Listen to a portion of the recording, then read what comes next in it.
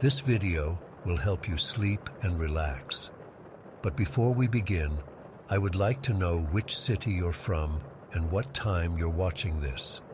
Now, subscribe to the channel, relax, and let's begin.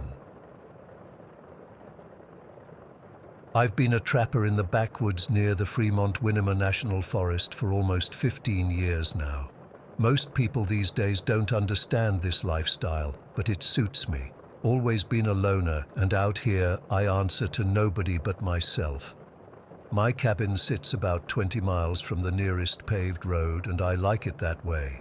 No electricity except what my small generator provides, no running water beyond what I collect from the roof. Just me, the woods, and whatever I can hunt or trap. Last October, just 6 months ago, something happened that I still can't explain. I've debated posting this online for months, but I need to tell someone. Maybe one of you has seen something similar. It started on a Tuesday morning. I remember because I always check my western trap line on Tuesdays. The air was crisp, frost coating the fallen pine needles, my breath hanging in clouds as I hiked the familiar path. I'd been working this same route for years, knew every bend in the trail and which spots yielded the best catches. Something felt off from the moment I stepped into the trees that morning. The forest was dead quiet, not the peaceful quiet you sometimes get. This was wrong. No birds, no scurrying sounds of squirrels or chipmunks. Even the wind seemed to have stopped. My dog Rex, who usually ranges ahead of me on these trips, stayed pressed against my leg, hackles slightly raised. "What's wrong, boy?" I remember asking him, but he just whined softly. By the time I reached my first trap, my unease had deepened. The trap was sprung but empty. This happens sometimes. Animals can be crafty. But when the next trap was the same, and the next, I started to wonder. 5 traps in a row, all triggered, all empty. No signs of animals nearby, no tracks in the soft earth that would indicate what had set them off. Around noon, I noticed something else strange. A game trail I didn't recognize branched off from my usual path. I've mapped every inch of these woods in my head, and I would swear this trail wasn't there the week before. It was well worn though, as if something heavy had passed through repeatedly. I hesitated, but curiosity got the better of me. Rex didn't want to follow. He actually sat down and refused to move when I started down the trail. I had to call him 3 times, something that never happens. He finally came but kept making this low, growling sound I'd never heard from him before. The trail led about half a mile through increasingly dense forest before opening into a small clearing, maybe 30 feet across. The trees around it were oddly uniform, creating an almost perfect circle. In the center of the clearing was a single item that made me stop cold. A boot. A brown leather work boot, the kind any hunter or logger might wear. But what made my blood turn to ice was that it wasn't empty. There was still a foot inside it, cleanly severed at the ankle like it had been cut with surgical precision. No blood on the ground around it, no signs of struggle or animal activity, just a severed foot in a boot, placed almost deliberately in the center of this perfectly circular clearing. I've seen a lot of terrible things in the woods over the years, animal attacks, hunting accidents, even came across a suicide once. But this was different. This wasn't nature's violence or human carelessness. This felt intentional. I backed away, suddenly very aware of how quiet the forest remained. Rex was trembling against my leg.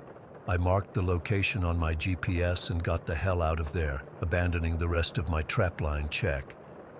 Back at my cabin, I tried to make sense of what I'd seen. I remembered hearing about 4 hunters who'd gone missing in the area about 3 weeks earlier. They'd been staying at an old hunting cabin about 5 miles from my place, planning a week-long elk hunt. When they didn't return, search and rescue combed the area but found nothing. People go missing in these woods sometimes. It's vast, rugged country, easy to get lost if you don't know what you're doing. But these weren't inexperienced hikers. They were local guys who knew the area well. One was a former wilderness guide. They wouldn't all just get lost. I couldn't sleep that night. The image of that boot with the foot still inside it kept playing in my mind.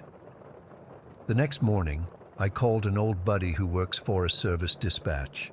I didn't tell him exactly what I'd found. just that I'd come across something strange that might relate to those missing hunters.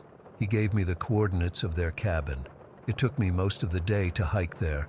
The cabin was just as they'd left it. 4 rifles leaning in the corner, food still on the shelves, coffee pot sitting on the cold wood stove. Their truck was parked outside, keys still in the ignition. It looked like they'd just walked out the door and never come back. All their gear was still there. Backpacks, extra ammunition, even their wallets and cell phones on the table. What would make 4 armed, experienced hunters walk into the forest without their gear? What would make them leave everything behind? I spent that night in my own cabin with the doors locked and my shotgun across my lap. I've never been the fearful type, but something about this situation had my instincts screaming. Over the next few days, I kept exploring the area around where I'd found the boot. Each time, the forest maintained that unnatural silence. Each time, Rex grew more reluctant to accompany me, until finally he flat out refused to leave the cabin when he saw me getting my pack ready.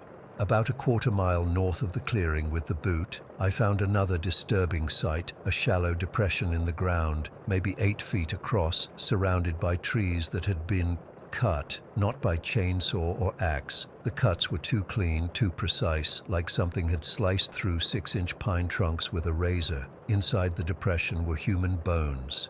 Not scattered as they would be if animals had been at them, but carefully arranged in neat rows. Femurs lined up beside tibius, beside ribs. Nearby, I found a rusted belt buckle half buried in the soil, and about 20 yards away, an unfired shotgun shell. It was a Remington, the same brand I'd seen in the hunter's cabin. I found 2 more similar sites over the next week, depressions with those impossibly clean-cut trees around them, though these didn't contain bones. One had a piece of torn flannel cloth caught on a branch. Another had a single boot print in hardened mud, a print that stopped mid-stride with no others continuing forward. After my 3rd discovery, I finally reported everything to the sheriff's department. They sent deputies out with me the next day. I showed them the boot first. It was still there, untouched, the foot inside now beginning to decompose. Their faces went pale. When I showed them the depression with the bones, one of them radioed for backup. Within 24 hours, the area was crawling with authorities, state police, FBI, even some guys in unmarked SUVs who didn't identify themselves. They closed off a 5-mile section of the forest. The official story was unstable terrain and old mine shafts, but that was bullshit. There are no mines in that part of the forest. They questioned me for hours. What had I seen? Had I moved anything? Had I noticed anything strange before finding the boot? Had I encountered anyone else in the area? I told them everything except one detail, the unnatural silence. Something told me that wouldn't help my credibility. Eventually, they confirmed they'd found partial remains of the missing hunters. They never mentioned the cleanly severed foot or the precise cuts on the trees. The newspapers reported it as a tragic accident, suggesting the men had become disoriented and separated during bad weather. But there had been no bad weather that week, and nothing explained why they'd left without their gear, or how they'd ended up miles apart from each other, or what could have cut through bone and tree trunk with equal surgical precision. I relocated my trap lines farther west, closer to the state line. I avoid that section of forest entirely now. The authorities reopened the area after a month, claiming their investigation was complete, but no one goes there anymore. Word spreads fast among the few people who live out here. Sometimes at night, when the wind dies down, I notice that same unnatural silence falling over the forest around my cabin. When that happens, I bring Rex inside, lock the doors, and keep my shotgun close. I don't know what's out there, but I know this: it isn't finished. I still wake up sometimes, sweating, with the image of that boot in my mind. What kind of force could sever a limb so cleanly without leaving signs of struggle? What could make 4 armed men walk away from safety without their gear? The official explanation doesn't begin to answer these questions. The forest holds secrets. Most of the time I respect that, but some secrets aren't meant to stay buried. I'm posting this because people should know something happened out there by Gearhart Mountain, something the authorities aren't talking about. And whatever it was, I think it's still out there waiting. Story 2. I've been debating whether to post this for weeks, but I need to tell someone who might believe me. I still can't sleep right, and my therapist thinks I'm having some kind of breakdown from grad school stress. Maybe she's right, but what happened that night at the census office felt too real. So I'm a doctoral student in statistics at Elmwood University, and like most broke grad students, I needed extra cash. When I saw the posting for night shift data entry at the Census Bureau regional office, it seemed perfect. The pay was decent, the hours wouldn't interfere with classes, and hey, working with data is literally what I do. I could handle some mindless data entry from midnight to 8 in the morning. The job was at Region 317, located on the 3rd floor of the Parkview Professional Building, this older office building from maybe the 70s that sits next to the park downtown. It's one of those places that's bustling during business hours but completely dead at night. The only other people in the building during my shift were a security guard who stayed at the front desk downstairs and occasionally an overnight cleaning person. The census office itself was nothing special, just rows of cubicles with computers, a break room, the supervisor's office, and a large records room in the back where they kept physical forms and documents. My job was simple. Enter paper census forms into the digital database and flag any discrepancies for review. The first few weeks were mind-numbingly boring but easy. I'd bring my thermos of coffee, my lunch, and some study materials for when things got slow.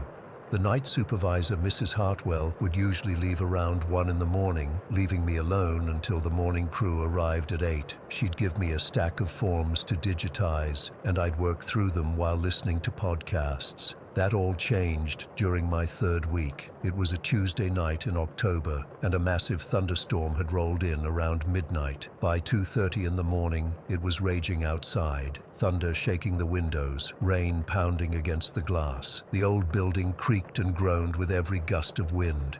I'd always found the office a bit creepy at night, but the storm made it worse. I was entering data from a stack of forms, mostly routine household information from a neighborhood survey, when my computer suddenly froze. The screen went blue for a second, then returned to the database, but now it was scrolling through records on its own.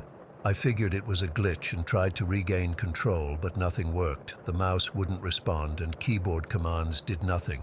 That's when I noticed what the database was searching for. Wilcox 1421 Lakeside Drive. The search ran, found nothing, then kept trying different parameters. Wilcox, Thomas, Wilcox, Eleanor, Wilcox family, over and over. I was about to unplug the damn thing when I heard the elevator ding out in the hallway. My heart nearly stopped. Nobody should have been coming up at 2:47 in the morning. I remember the time specifically because I checked my watch, thinking maybe Mrs. Hartwell had forgotten something. I walked out to the reception area and peered down the hall toward the elevators. The doors were open, the elevator empty. As I watched, the doors closed and I heard the mechanism engage as it went back down. Nobody had gotten out. Nobody had gotten in. I told myself it was an electrical issue from the storm, but I was officially freaked out. I went back to my desk to find my computer was working normally again. Relieved, I decided to take a break and get some coffee from the break room. That's when I heard the typing, not the usual clicks of a keyboard. This was the distinctive sound of an old manual typewriter coming from somewhere in the office. Clack, clack, clack, ding. It would stop, then start again. Clack, clack, ding. I called out, "Hello, is someone there?" But only heard the typing continue. I followed the sound to an older computer station in the corner, one of those ancient terminals they kept around for accessing legacy systems. It was on, the green text appearing line by line on the black screen as if someone was typing, but the keyboard wasn't moving. What appeared on the screen made my blood run cold. Wilcox, Thomas. 21 Lakeside Drive, age 42, married. Wilcox, Eleanor, 1421 Lakeside Drive, age 39, married. Wilcox, Samuel, 1421 Lakeside Drive, age 11, child. Wilcox, Abigail, 1421 Lakeside Drive, age 7, child. Then, on the next line, "We were counted. Why weren't they?" I backed away from the computer, nearly knocking over a chair. The lights flickered as another crash of thunder shook the building. When they stabilized, the computer screen was blank again. I was seriously considering calling the security guard or just leaving altogether when I noticed something on the floor by the hallway leading to the records room. Wet footprints, small ones, like a child's, alongside larger adult-sized prints. They hadn't been there before, I'm certain of it. Against every instinct telling me to get the hell out, I followed them. The footprints led straight to the records room, a large space with rows of filing cabinets and shelves holding boxes of census forms going back decades. The door was ajar, and I could see a faint blue light coming from inside. I pushed it open slowly. Nothing could have prepared me for what I saw. In the center of the room, a single file box was open on the table, glowing with a faint blue light. Papers were slowly rising from it, floating in the air, spinning in a circular pattern. I stood frozen, unable to process what I was seeing. As I watched, the papers began to take form, arranging themselves into human-like shapes, first one large figure, then another, followed by two smaller ones, a family made entirely of floating census forms and documents. The adult figures were more solid, with hundreds of papers forming their shapes, but the children were partially transparent, formed from fewer papers, as if parts of them were missing or incomplete. I wanted to run, but I couldn't move. That's when one of the paper figures, the larger one that seemed male, pointed toward the table. A single census form separated itself from the swirling mass and floated down, landing on the table's surface. My legs felt like lead as I approached. It was a census form from 1950, filled out in faded blue ink. It listed Thomas and Eleanor Wilcox at 1421 Lakeside Drive. But what caught my eye was a notation in the margin written in red.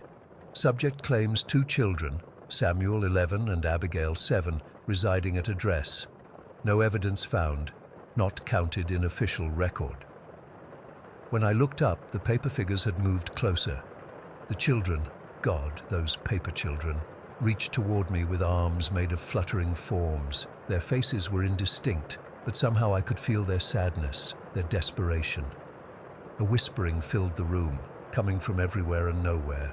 We were forgotten, erased, help us be counted.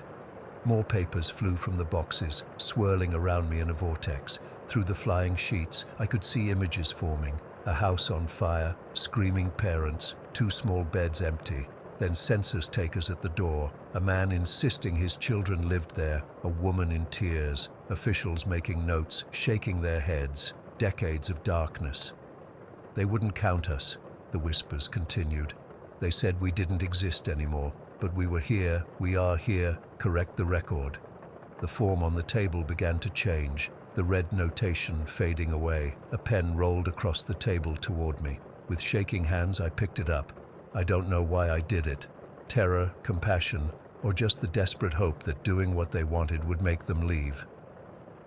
I added two names to the household list. Samuel Wilcox, age 11, Abigail Wilcox, age 7. As soon as I finished writing, the papers swirled faster, the whispers growing louder until they became a deafening roar. The form I'd just altered lifted from the table and drifted toward a folder labeled Amended Records on a nearby shelf, slipping inside. The paper figures seemed to nod in unison before collapsing, hundreds of census forms falling to the floor in an explosion of white. The blue light vanished, plunging the room into darkness just as the power went out completely. I stumbled out of the records room in the dark, fumbling with my phone's flashlight, and made my way to the stairwell. I didn't wait for the elevator. I ran down 3 flights of stairs and past a confused security guard out into the pouring rain. I didn't stop running until I reached my car. The next morning, I almost convinced myself it had been some kind of exhaustion-induced hallucination. But I knew I had to go back. I still had a job, and I needed answers. When I arrived for my shift that night, Director Whitmore was there, an unusual occurrence since the regional director rarely visited during night hours. He asked me to come to his office. "You accessed some archived records last night," he said. "It wasn't a question." "There was an issue with a family named Wilcox. I replied carefully, watching his reaction. His face remained impassive, but his knuckles whitened as he gripped his coffee mug. Every census has oversights, especially the older ones. Prejudice, politics, personal grudges. Not everyone got counted who should have been. The Wilcox children, I started. The census is sacred, he interrupted. It's how we remember who was here. Sometimes, very rarely, we need to make corrections to ensure everyone is properly counted. He didn't explicitly acknowledge what had happened, but he didn't question my sanity either. He simply nodded and said I could take the night off if I needed it. I didn't. Instead, I went to the university library and searched for information about 1421 Lakeside Drive. It took hours, but I finally found it in old newspaper archives. Just 2 weeks before the 1950 census, there had been a house fire at that address. Thomas and Eleanor Wilcox survived, but their children, Samuel and Abigail, didn't make it out. According to one article, the grief-stricken father had insisted to neighbors and officials that his children were still alive, still living in the house with them. The census takers, uncomfortable with his delusion, or perhaps thinking they were being kind, had simply not counted the children. I still work at the census office. Every 10 years during the new count, I receive forms for all 4 members of the Wilcox family. I make sure they're entered correctly, that all 4 are counted. The parents have aged normally on the forms. They'd be over 100 now, but the children remain 11 and 7. I've never told anyone else what happened that night, but sometimes, during storms, I hear typing from the old terminal in the corner, and every decade I make sure the Wilcox family is complete in our records, because everyone deserves to be remembered, even those who must use extraordinary measures to avoid being forgotten. I still don't know if what I experienced was real or some kind of mental break, but I do know this. I check the amended records folder occasionally. The form I filled out that night is still there, with all 4 Wilcox names listed. And sometimes when I'm alone in the office late at night, I swear I can hear children laughing in the records room. Story 3. I was a long-haul trucker back in 1997, working routes through South America. The money was good, especially for international runs, and I'd been doing the Chile, Argentina, Peru circuit for almost 4 years. My company had just given me a newer rig with better AC, which was a godsend when crossing the Atacama. For those who don't know, the Atacama Desert in northern Chile is the driest place on Earth. We're talking a place so desolate NASA uses it to test Mars rovers. During the day it's a scorching hellscape, and at night it drops to freezing. Some parts haven't seen rain in 400 years. I'd done the Pan-American Highway stretch dozens of times. Route 5 cuts right through the Atacama, connecting Antofagasta to smaller towns south. It's usually just a boring long haul with nothing but rocks and sand for company. This particular run, I was hauling mining equipment down to Copiapó, a pretty standard job. I'd heard rumors about that stretch of highway for a couple years by then. Truckers have their own network, you know. We'd stop at the same rest areas, same diners, and word gets around. First, it was just whispers about Miguel Sanchez, a driver found dead in his cab in '94. The details were weird from the start. Body completely drained of blood, but barely any visible wounds, just 2 little holes in his neck. When I first heard it, I figured it was just another highway urban legend. Every route has its ghost stories. But then came the American tourists a few months later, and more victims after that. Always the same signature. Bloodless bodies, puncture wounds, no signs of struggle. By '97, most drivers refused night runs through that 100-kilometer stretch. They started calling it El Camino del Vampiro, the Vampire Road. Companies had to pay triple rates to get drivers to do overnight hauls. I thought it was all bullshit, honestly, just superstitious nonsense that got blown out of proportion. That changed on June 18th, 1997. I was running behind schedule that day, had some engine trouble outside Antofagasta that took hours to fix.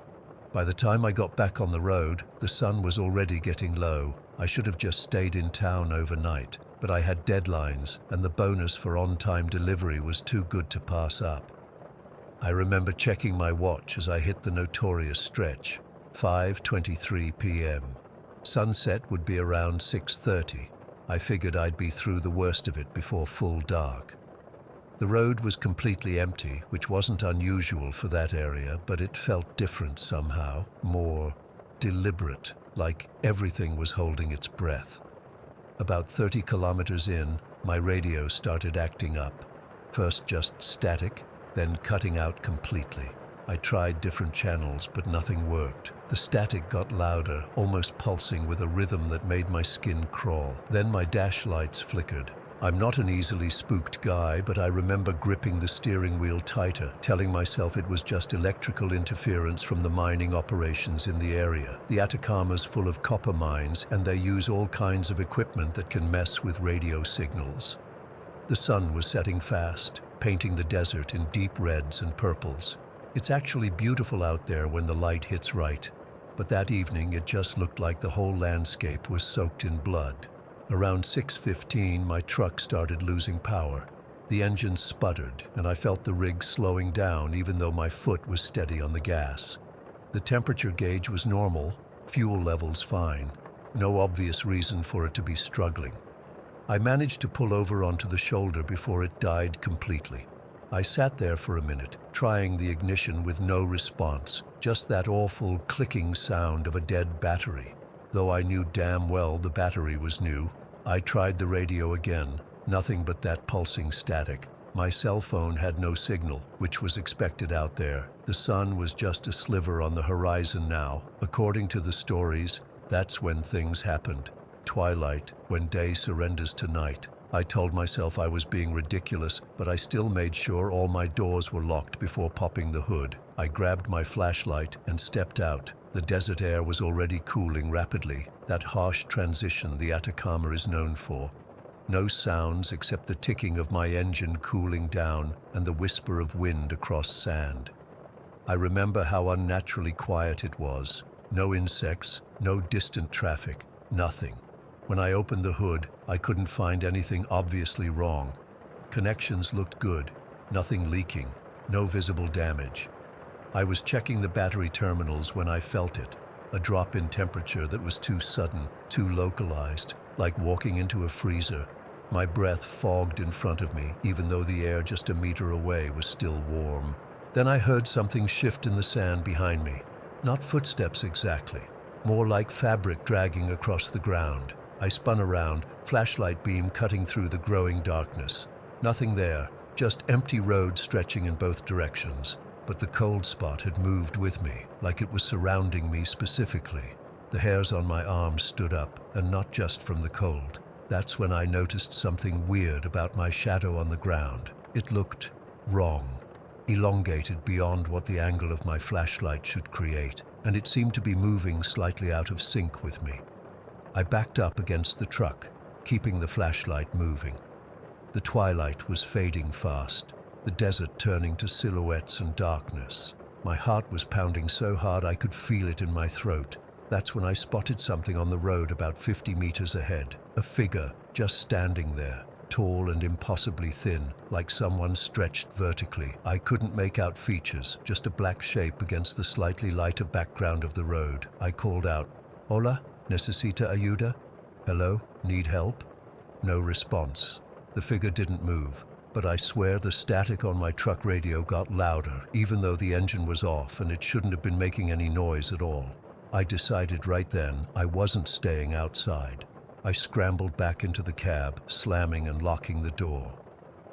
Through the windshield, I could still see the figure in the distance, perfectly still. I tried the ignition again out of desperation. Nothing. For the next 20 minutes, I sat there watching that figure. It never seemed to move, but somehow it appeared closer each time I looked away and back again, like those weeping angel statues from that TV show, only this was years before that existed. The sun was completely gone now. No moon that night, and out there without light pollution, the stars are usually brilliant, but they seemed dimmer somehow, as if something was absorbing their light. At 7:43, I kept checking my watch compulsively. Something changed. The radio static suddenly stopped. The silence that followed was worse somehow. Then my headlights came on by themselves, full beam, illuminating the road ahead. The figure was gone. I felt a flood of relief for about 3 seconds until I checked my mirrors. It was behind the truck now. I couldn't make out details. Just that same elongated silhouette, but closer, maybe 20 meters back. And it was moving now, a strange gliding motion like it wasn't touching the ground.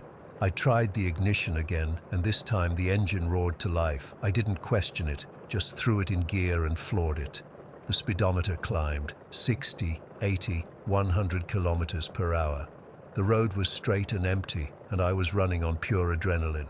I checked the mirror again after a couple minutes. The figure was still there, same distance behind me, keeping pace perfectly despite my speed. That's physically impossible. Nothing human moves like that. The truck's electrical system went haywire. Lights flashing, radio cycling through stations by itself, speedometer needles swinging wildly. The temperature inside the cab plummeted. I could see my breath, and frost actually started forming on the inside of the windows. Something slammed into the roof of the cab. A massive dent appeared in the metal above my head, pushing downward like something incredibly heavy had landed there. Then a slow, deliberate scratching sound, metal on metal, moving from the roof toward the driver's side window. I was doing 120 on a dark desert highway with something on top of my truck. I did the only thing I could think of. I slammed on the brakes and swerved hard. The truck fishtailed, tires screaming. The trailer jackknifed, and for a moment I was sure I was going to roll. Then it straightened out, skidding to a stop sideways across both lanes. There was a moment of complete silence. The engine stalled, the lights died, everything was still. Then a tapping on my window. Gentle, rhythmic, tap, tap, tap, like someone politely asking to be let in. I couldn't move, couldn't breathe, just stared straight ahead, hands frozen on the wheel. Jonathan Atlas sends his regards. The voice came from right beside my ear, inside the cab with me. It didn't sound human, more like several voices layered together, some too deep and some too high to be natural. The words were perfectly clear despite the unnatural sound. I don't remember screaming, but my throat was raw later, so I must have. What I do remember is fumbling with the ignition, praying to every god I could think of. The engine started again. I didn't look in the mirrors, didn't check the windows, just drove, faster than I've ever driven in my life. The lights came back on, the heater blasted, the radio played normal music as if nothing had happened. I drove non-stop until I reached a truck stop about 80 kilometers south of that stretch. It was almost 10 p.m. when I pulled in. The place was packed with trucks, nobody doing night runs through the Vampire Road anymore. Inside the diner, I must have looked like hell because the waitress took one look at me and brought over coffee without me asking. My hands were shaking so badly I could barely hold the cup. That's when I overheard two local drivers talking in the booth behind me. They were discussing Paulo Mendez, a geologist who'd been found dead 2 nights before, completely drained of blood with 2 puncture wounds in his neck. He'd been recording something with special cameras out in the desert. One of the drivers mentioned the British mining engineer from the 20s, Jonathan Atlas, who supposedly found something in an ancient mine shaft, something that changed him. They said after he disappeared, miners reported seeing him at night, standing perfectly still in the desert, watching the mining camps. I quit long-haul driving the next day, sold my rig 6 months later. I've never told the full story until now because who would believe it? The Chilean government shut down that stretch of highway in 2001 after 4 soldiers died the same way as the others. They built a new route that bypasses that 100-kilometer section completely. Scientists have recorded weird electromagnetic anomalies there.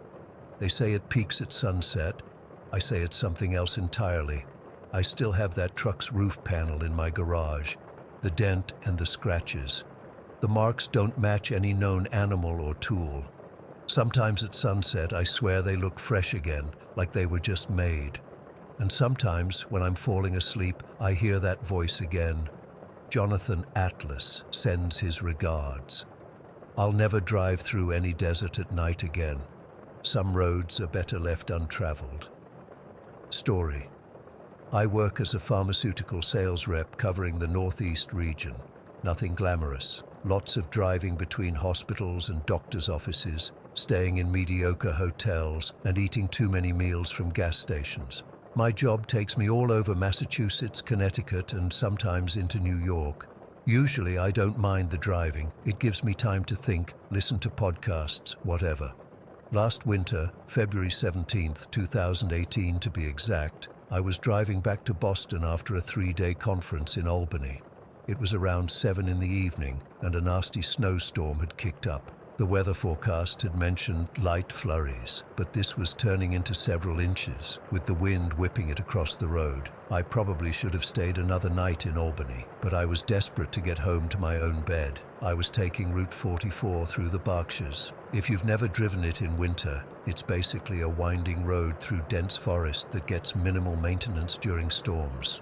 My wipers were struggling to keep up, and I had slowed to maybe 30 miles per hour, hunched forward over the steering wheel trying to see the road. The snow was coming down in these thick, heavy flakes that seemed to appear out of nowhere in my headlights. My knuckles were white from gripping the wheel so hard. About an hour into the drive, I came around a bend and saw something that made me tap my brakes, a figure on the side of the road. At first I thought it was just a snow-covered sign or maybe a deer, but as I got closer I realized it was a person, a woman standing completely still at the edge of the pavement. I remember thinking, what the hell is someone doing out here? It was easily 15 degrees with the wind chill, miles from any town, in a snowstorm, at night. I slowed down even more as I approached her, trying to decide what to do. Every safety lesson I'd ever learned told me not to stop for strangers on deserted roads, especially at night. But it was freezing, and she could die out there. When my headlights fully illuminated her, I felt this weird jolt in my stomach. She was young, maybe mid-20s, with long dark hair falling around her shoulders, and she was wearing this thin white dress. Not a winter coat, not jeans, not boots. A summer dress that looked like something from an old photograph. She wasn't moving, wasn't trying to flag me down, just standing there staring straight ahead. I pulled over about 20 feet past her, my hazards blinking in the snow. Through my rearview mirror, I watched her for a moment, wondering if this was how horror movies started. But I couldn't just leave her there. I rolled down my passenger window just a crack when she approached. "Do you need help?" I called out. "Are you okay?" She looked at me with these really intense, dark eyes. Her face was pale, like unnaturally pale, but I figured it was from the cold. "I need to get to Petersham," she said. Her voice was soft but clear, not slurred or confused like she might be drunk or high. I hesitated, then unlocked the door. "Get in before you freeze to death." She slid into the passenger seat with barely a sound. No stomping of feet to get snow off, no shivering, no rubbing her hands together. That should have been my first real clue something was off, but I was focused on getting back on the road safely. "I'm Sarah," I said, turning the heat up higher. "What's your name?" "Catherine," she replied, looking straight ahead through the windshield. "Catherine Mills." "What happened, Catherine? Did your car break down?" I asked, carefully merging back onto the road. The snow was getting worse, and I had to concentrate on driving. "No," she said, "just that." No explanation of why she was standing on a deserted highway in a snowstorm wearing summer clothes. I tried again. "Do you live in Petersham?" "I did," she said. "With my mother. She's waiting for me." The conversation felt strange. Her answers were short, almost rehearsed, and she never asked me anything. Not who I was, where I was coming from, nothing. Most people would be falling over themselves with gratitude or at least be chatty from the adrenaline of being rescued, but she just sat there, completely still, not even seeming to notice the heat blasting from the vents. I noticed she wasn't shivering, not even a little. Someone who'd been standing in a blizzard in a thin dress should have been hypothermic, teeth chattering, skin blotchy, but her skin remained that same smooth, unnatural white, and her dress, it wasn't even wet from the snow. As we drove, I kept sneaking glances at her. Her profile was sharp against the darkness outside. Straight nose, defined jawline, dark eyelashes. She looked almost like a black and white photograph come to life. When I'd look back at the road and then glance at her again, I swear she hadn't moved at all, not even to blink. The drive to Petersham from where I'd picked her up should have taken about 40 minutes in good weather. In the storm, I figured at least an hour. We drove in silence for what felt like forever, the only sounds being my wipers squeaking across the windshield and the hum of the heater. I tried the radio at one point but got nothing but static. "So you have family in Petersham?" I asked, just to break the silence. "My mother," she repeated. "She's been waiting a long time." Something in her tone made my skin prickle. "Are you coming home from somewhere?" Catherine turned her head then, the first real movement I'd seen from her, and looked directly at me. "I was going to be married," she said. "My fiancé and I were driving to tell my mother. He was taking me home." I nodded, trying to act normal despite the growing unease in my stomach. "That's nice. When's the wedding?" She turned back to face the windshield. There wasn't one. The way she said it made me not want to ask any more questions. We continued in silence for another 15 minutes or so. The snow was letting up slightly, and I was starting to recognize landmarks that told me we were getting closer to Petersham. We came to a crossroads with a small stone marker. Catherine suddenly sat up straighter. "This is it," she said. "This is where it happened." I slowed the car, confused. "What? This isn't Petersham yet? We're still a few miles out." "No," she said, her voice taking on a dreamy quality I hadn't heard before. "This is where John lost control." 30 years ago tonight, February 17th, 1988. My blood went cold. I remember feeling like I couldn't catch my breath, like the air in the car had suddenly gotten thinner. "What are you talking about, Catherine?" My voice came out higher than normal. She turned to me again, and this time I noticed something I hadn't before. Through her white dress, I could faintly see the seat behind her. Not like the dress was transparent, like she was. "He was driving too fast for the snow," she continued, as if she hadn't heard me. "Mother warned him to be careful, but he was so excited." We were going to tell her about the baby. "He took the turn too quickly, and then we were spinning.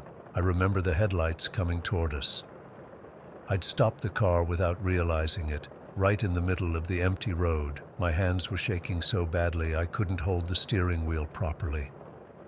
"Catherine," I whispered, "what are you saying?" "I've been trying to get home for 30 years, she said simply. "Mother is still waiting." I blinked, just for a second, and the passenger seat was empty, completely empty. No Catherine, no wet marks from melted snow, nothing to indicate anyone had been sitting there moments before. I screamed. I'm not ashamed to admit it. I screamed until my throat hurt, then fumbled for the interior light and searched every inch of the car. Nothing. She was gone. I drove the rest of the way to Petersham in a state of complete panic, convinced I was having some kind of mental breakdown. I checked into the first motel I saw, a rundown place at the edge of town, and barely slept all night. The next morning, still shaken, I convinced myself I'd hallucinated the whole thing from driving fatigue. But I couldn't leave town without checking. I went to the local library and asked if they had archives of local newspapers.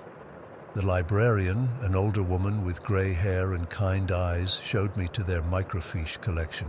My hands were trembling as I searched for February 1988, and there it was, on the front page of the February 18th edition, "Local couple dies in tragic accident." The article described how Catherine Mills, 24, and her fiancé John Reynolds, 26, had been killed instantly when their car collided with an oncoming truck during a snowstorm. The accident occurred at the crossroads where I'd stopped the night before.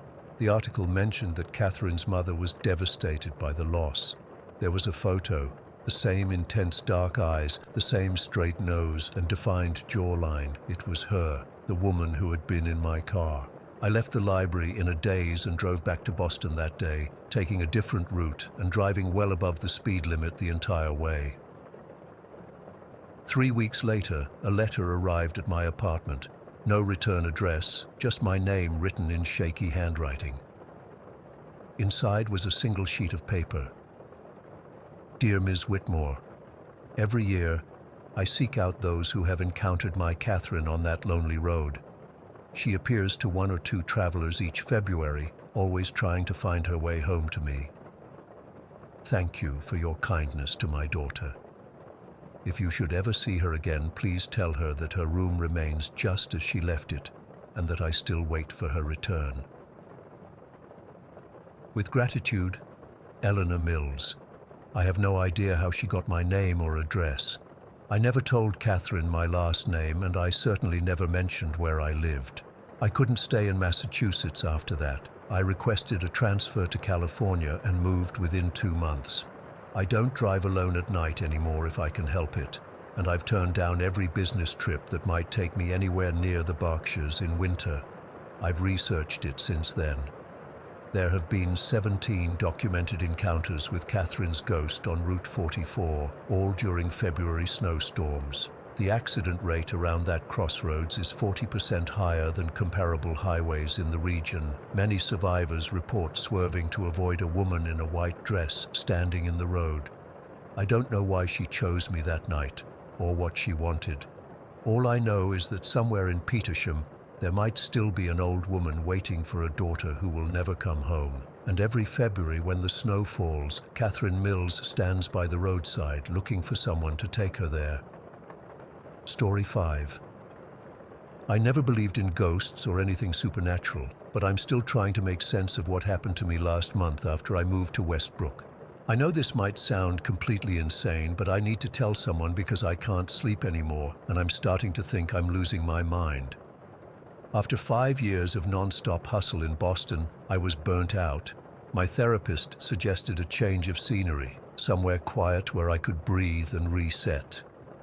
When I found this old Victorian house for rent in rural Westbrook at a suspiciously low price, I thought I'd hit the jackpot. The realtor kept emphasizing how the house had character and just needed some love. I should have known those were code words for "this place is a nightmare," but I was desperate for change. The day I moved in was sunny and warm, one of those perfect May afternoons that make you believe everything's going to be okay. The house was exactly what I expected. Old hardwood floors that creaked with every step, wallpaper peeling in the corners, and windows that stuck when you tried to open them. But it had these beautiful bay windows in the living room that let in amazing light, and the kitchen had been recently updated. I spent the whole day unpacking and arranging furniture, feeling optimistic about my fresh start. Then I had to check out the basement. The door to the basement was in the kitchen, this heavy wooden door with an old-fashioned iron handle. When I opened it, the hinges screamed like they hadn't been oiled in decades. The wooden stairs leading down were steep and narrow, and they groaned under my weight. There was a string hanging from the ceiling at the bottom of the stairs, and when I pulled it, a single bare bulb flickered on, swinging slightly and making the shadows dance across the walls. The basement was exactly what you'd expect in a house this old. Concrete floor with cracks running through it, stone foundation walls with dark patches of dampness, and cobwebs hanging from the low ceiling. The air was thick with that musty, earthy smell that basements always have, but something about it made the hair on the back of my neck stand up. I felt like I was being watched, which I know sounds cliché, but it's the only way I can describe it. I did a quick check of the water heater and fuse box, then practically ran back upstairs. I told myself I was being ridiculous. It was just an old, creepy basement. Nothing special about it, but I couldn't shake this feeling of unease. That night I ordered pizza, opened a bottle of wine, and tried to relax. Around 10, I noticed dark clouds gathering outside, and the weather app on my phone warned of a severe thunderstorm. Great! My first night in a creaky old house, and there's going to be a storm. Perfect horror movie setup, right? I double-checked all the doors and windows, then got ready for bed. By 11, the storm was in full force. Rain lashed against the windows, thunder shook the house, and lightning lit up my bedroom in bright flashes. I've never been afraid of storms, but something about being in this unfamiliar house made every crack of thunder seem louder, every flash of lightning more intense. I was almost asleep when I heard it, a rhythmic thumping coming from somewhere below me. At first, I thought it was just the storm, maybe a shutter banging against the house or something, but as I listened, I realized it had a pattern. thump, thump, thump, pause, thump, thump, thump, pause, over and over again. I sat up in bed, heart pounding. The sound was definitely coming from the basement. Maybe it was just the water pipes. Old houses make weird noises, especially during storms, right? I tried to convince myself it was nothing, but the thumping continued, steady and insistent. After about 15 minutes of lying there, trying to ignore it, I knew I wouldn't be able to sleep until I figured out what it was. I grabbed my phone for the flashlight and crept downstairs to the kitchen. The thumping was louder here, definitely coming from behind that heavy wooden door. Standing in front of the basement door, I felt like an idiot in a horror movie. The character everyone yells at to not go into the dark basement alone. But what was I supposed to do? Call the police and tell them my basement was making weird noises during a storm? I opened the door, and the thumping seemed to get faster, more urgent. My hands were shaking as I made my way down those creaky stairs, the light from my phone casting long, distorted shadows. When I reached the bottom, I pulled the string for the light bulb, but it just flickered weakly, then went out completely. Great.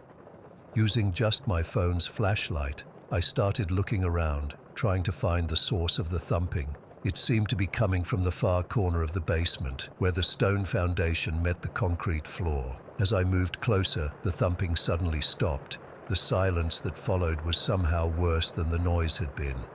I swept my flashlight around that corner and noticed something I hadn't seen earlier.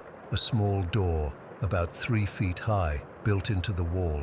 It looked like it might lead to a crawl space or storage area. It was made of old, dark wood and had a rusted padlock holding it shut. The wood around the edges of the door seemed darker, almost wet. Just as I was about to get closer to examine it, there was a massive crack of thunder and my phone died. I was plunged into total darkness, the kind where you can't even see your hand in front of your face. Panic washed over me, and I turned and stumbled back toward where I thought the stairs were, tripping over something and falling hard onto the concrete floor. I scraped my hands and knees, but adrenaline had me up and running, feeling along the wall until I found the stairs and practically crawled up them on all fours. I slammed the basement door shut behind me and leaned against it, breathing hard, my heart feeling like it might explode. The rest of the night, I sat in the living room with all the lights on, jumping at every crack of thunder, telling myself I was being ridiculous. When morning came, I felt silly about how scared I'd been. In the daylight, with birds chirping outside and sunshine streaming through the windows, it was hard to believe I'd been so terrified. But I couldn't stop thinking about that little door in the basement. Why was it padlocked? What was behind it? After I'd had coffee and pulled myself together, curiosity got the better of me. I found a crowbar in the shed outside. The previous owners had left behind some tools. Charged my phone and headed back down to the basement, determined to solve the mystery in broad daylight. The basement looked different in the day, still creepy but less threatening somehow. The bulb worked this time, casting a weak yellow glow. I went straight to the corner where I'd seen the door. It was exactly as I remembered, small, old, with a rusted padlock. The wood around it did look darker, like it was damp or rotting. Using the crowbar, I pried at the padlock. It took some effort, but eventually the old metal gave way with a snap that echoed in the empty basement. I hesitated before opening the door, suddenly unsure if I wanted to know what was behind it, but I'd come this far.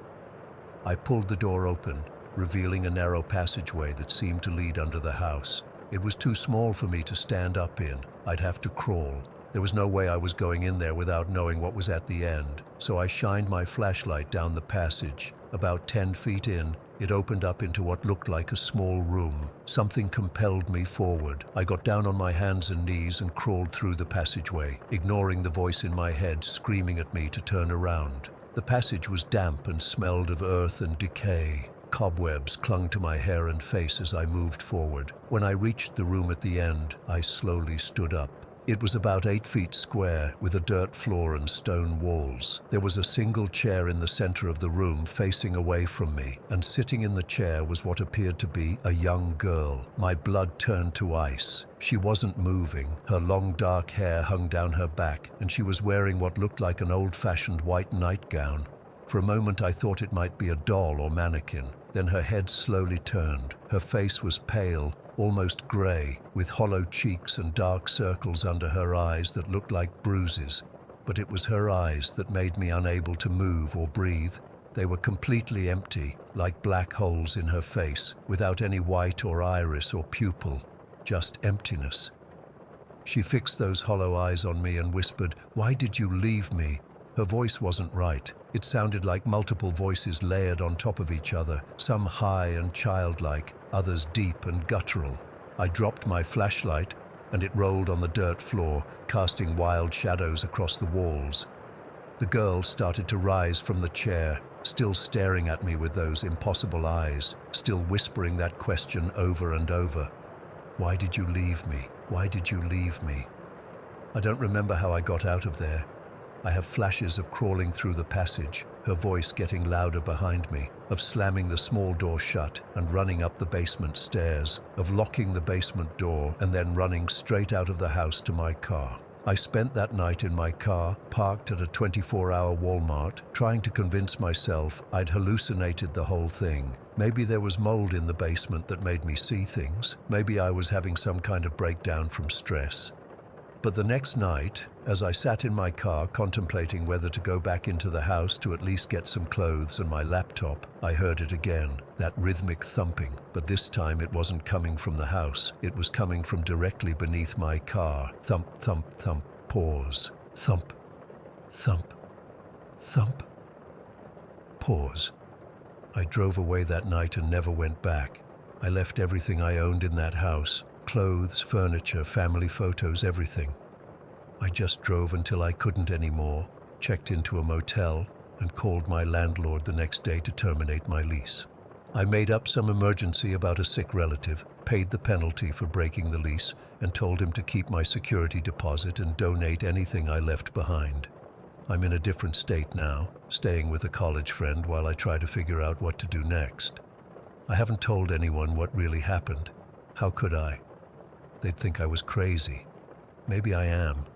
But sometimes, in the middle of the night, I still hear her voice asking me that question. Why did you leave me? And I wonder if I'll ever be far enough away to escape it. I wonder if I'll ever sleep through the night again without seeing those empty eyes staring into mine. Story 6. I've been an avid hiker for over 15 years now. The backcountry is where I feel most at home, just me, my pack, and miles of untouched wilderness.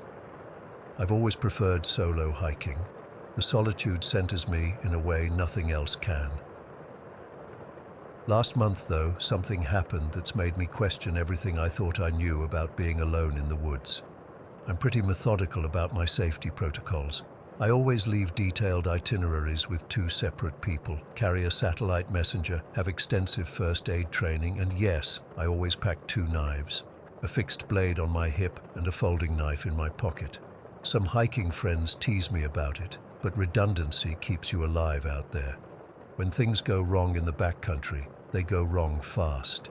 This happened during what should have been a simple 3-day loop through a relatively unexplored area in upstate wilderness. Not completely unmapped, but definitely off the beaten path. The kind of place where you might not see another human for days. Perfect. The first day and a half were exactly what I'd hoped for. Challenging terrain, beautiful vistas, and that profound silence you can only find miles from civilization. I'd been following game trails, making decent progress despite the lack of maintained paths. Around midday on the second day, I spotted a narrow deer trail branching off my planned route. It looked like it followed a ridgeline that would offer some spectacular views, so I decided to take a small detour. The weather was clear, I had plenty of daylight left, and my navigation skills are solid. What could go wrong? About an hour down this trail, I noticed something odd. The forest had gone completely still. If you spend enough time outdoors, you develop a sense for the natural rhythm of things. Birds call, insects buzz, leaves rustle. The wilderness is never truly silent, but suddenly everything just stopped. At first I thought maybe a predator was nearby, a bear or mountain lion that had scared off the smaller wildlife. I stopped walking, scanning the trees and listening intently. Nothing. I took a few cautious steps forward, and that's when I heard it. The faintest sound of movement behind me, just a subtle rustling of leaves, barely perceptible. I froze again, and the sound stopped too. Coincidence, I told myself. Just the wind or a small animal. I continued walking, deliberately making my footfalls a bit heavier, and there it was again. Movement behind me, perfectly timed to match my own steps, as if something was using my noise to mask its approach. My heart rate kicked up. I'm not easily spooked, but something felt deeply wrong. I deliberately took 3 quick steps, then stopped abruptly. Behind me, I heard the same pattern, 3 soft movements, then nothing. This wasn't my imagination anymore. Something was following me, mimicking my movements with terrifying precision. I considered my options. Running seemed like the worst choice. The trail was rough, and if whatever was tracking me was an animal, running would trigger a chase response. Yelling might scare off a normal predator, but something about this felt different. My instincts were screaming that this wasn't just a curious bear or wolf. I took out my fixed blade knife, gripping it firmly. The solid weight of it in my hand provided some small comfort. I decided to change direction, cutting away from the trail at a 90-degree angle. If I was being paranoid, fine, but if something really was tracking me, I needed to know. 20 minutes of bushwhacking brought me to a small clearing, dominated by the rusted hull of an abandoned logging machine. The thing must have been there for decades, slowly being reclaimed by the forest. I positioned myself with my back to the machine, giving me a clear view of the direction I'd come from, and I waited. Nothing emerged from the tree line. The forest remained deathly quiet. Minutes ticked by, and I started to feel a little foolish. Maybe it had been my imagination after all.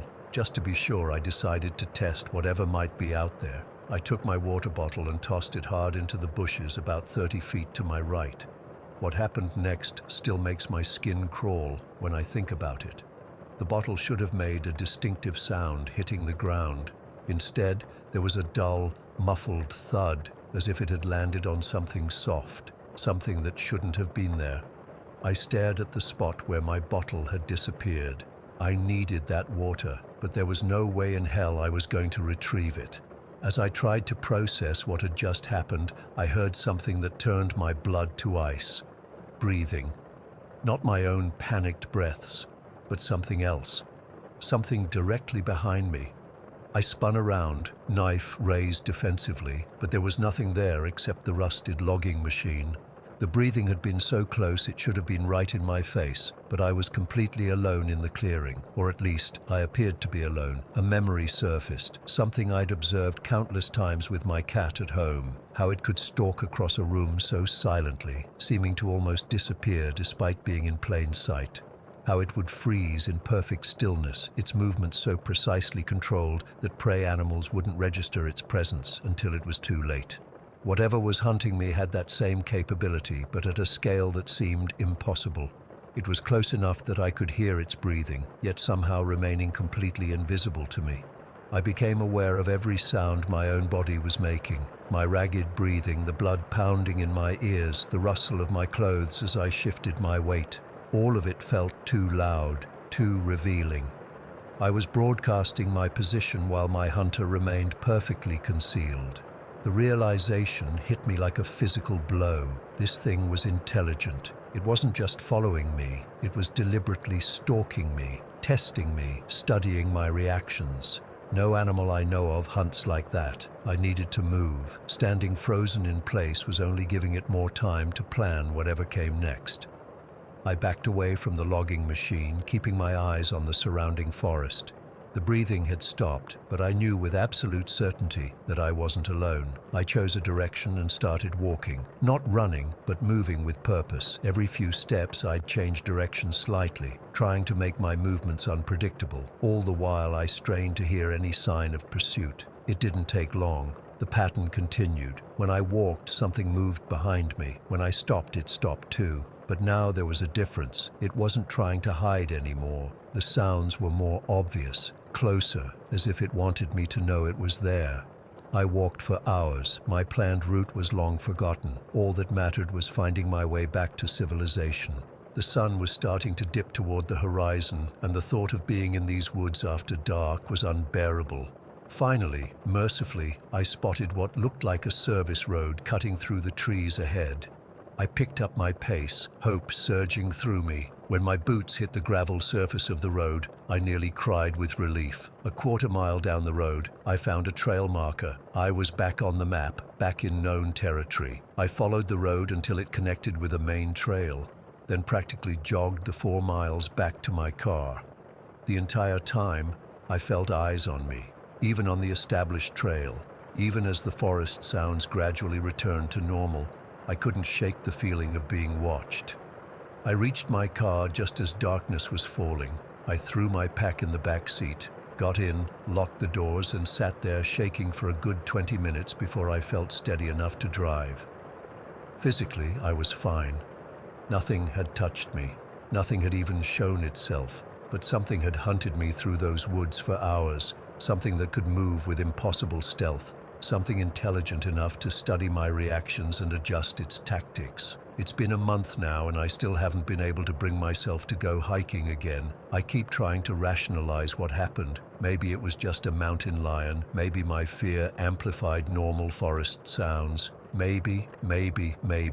But deep down, I know what I experienced. There are predators in the wilderness that have perfected the art of remaining unseen. Things that can observe, track, and hunt without ever revealing themselves. Things that choose whether to be seen or not. I've gone back over maps of the area, trying to find any reports of similar experiences. Nothing concrete, but there are stories. Hikers who abandon trips early for vague reasons. Sections of forest where locals won't go alone. Unexplained disappearances over the years. I don't know what was following me that day. I don't know why it didn't attack when it clearly had the opportunity. All I know is that the wilderness I thought I understood now feels like alien territory. There are things out there that don't play by the rules we think we know. I still have the scars from previous hiking accidents, a twisted ankle that never quite healed right, the burn mark from a campfire mishap, physical reminders of normal, explainable dangers. But what happened last month has left a different kind of scar, one I can't see but feel constantly. The next time you're alone in the woods and the forest goes silent, don't assume you're alone. Something might be watching, waiting, following your every move, and you'll never see it unless it wants you to. Story 7. I've never shared this with anyone before, but I can't keep it inside anymore. I need to know if anyone else has experienced something similar, or if I'm truly alone in this nightmare. For as long as I can remember, the number 51 has followed me, not in a nice, "Oh, that's my lucky number" kind of way, in a way that makes my stomach twist every time I see it now. It started when I was 7. My second grade teacher, Mrs. Benson, was doing this getting to know you activity where she went around asking everyone random questions. When she got to me, she asked what my favorite number was. I remember hesitating because I didn't really have one, but then 51 just popped into my head. I blurted it out without thinking twice. It felt right somehow. Special. 51? That's an unusual choice, she said, looking surprised. I just shrugged. I couldn't explain why I picked it, but something about that number felt important, like it was waiting for me to recognize it. For years after that, it was just a silly thing. When we played games, I'd pick 51. When asked to choose a number for anything, 51 was always my answer. My mom even started joking about it, calling it Megan's magic number. She'd buy me 51 of things sometimes, 51 jelly beans in a jar for my birthday, 51 stickers in a pack for Christmas. It became our little thing. Then I turned 13. Mom had been sick for a while. Cancer, the kind that starts in one place and then spreads everywhere else. By the time they caught it, it was already in her lymph nodes. I remember sitting in hospital rooms doing homework while she got chemo, watching her hair fall out, seeing her get thinner and more tired every day. I still remember the day she died. It was a Tuesday in October. I'd gone to school because Mom insisted I keep my routine normal, but they called me out of math class. My dad was waiting in the office, eyes red and puffy. I knew before he said anything. At the funeral, my aunt handed me a program with Mom's picture on it. Sarah Lynn Davis, beloved mother and wife, it read, 1964 to 2015. I did the math in my head automatically. 51. She was 51 years old when she died. It hit me like a punch to the stomach. My favorite number, the one I'd chosen for no reason, the one I'd been obsessed with for years. My mom died at exactly that age. I couldn't sleep for weeks after that. I kept thinking about how I'd picked that number when I was 7, like I'd somehow known, like I'd somehow caused it. I know that sounds crazy, but I was 13 and grieving, and it felt like more than coincidence. I tried to tell my dad once, but he just hugged me and said grief makes us look for patterns and meaning where there isn't any. Maybe he was right. I tried to convince myself of that. I stopped talking about 51. I avoided the number whenever possible. Life went on, as it does. High school started. I threw myself into schoolwork, trying to make Mom proud even though she wasn't there to see it. I was doing okay, I guess, until sophomore year when I got Mr. Peterson for chemistry. God, I hated that man. He was the kind of teacher who seemed to enjoy watching students struggle. He'd call on people he knew didn't know the answers just to embarrass them. He was particularly hard on me for some reason. Maybe because I was quiet. Easy target. One day after he humiliated me in front of everyone for messing up a formula, I went home furious. I remember sitting on my bed, tears streaming down my face, wishing something would happen so he couldn't teach anymore. I specifically remember thinking, I wish he needed surgery, something that would make him miss the rest of the year. I didn't think anything of it at the time, just typical teenage venting. But 3 weeks later we walked into chemistry, and there was a substitute teacher. She introduced herself and explained that Mr. Peterson had developed cataracts and needed surgery. He wouldn't be returning until the next school year. I felt a chill run through me. It was exactly what I'd wished for, but it had to be coincidence, right? Cataracts are common. It was just weird timing. I tried to forget about it, but I couldn't shake the feeling that somehow my thoughts had made it happen. I started being more careful about what I wished for, even in my head, just in case. Junior year brought Ms. Winters for English. Another nightmare teacher. She seemed to have it out for me from day one, marking down my essays for vague reasons, making snide comments about my analysis in front of the class. One day she gave me a D on a paper I'd worked on for weeks, with only lax depth written in red at the top. I was going through a really rough patch at that point. It was around the anniversary of Mom's death, and Dad had started dating someone new, which I wasn't handling well. When I saw that D, something in me just snapped. I walked home in the rain that day, soaking wet and seething. I remember thinking the most horrible thought. I wish she'd get in a car accident and die. The thought scared me as soon as it formed, and I tried to take it back mentally. Not die, I corrected in my head. Just get hurt enough to leave us alone. The very next morning, the principal came to our class to tell us Miss Winters had been in a serious car accident the night before. She'd hydroplaned in the rain and hit a guardrail. She'd broken several ribs, her arm, and had a concussion. She was in the hospital in critical condition. I couldn't breathe when I heard the news. The timing, the rain, the car accident.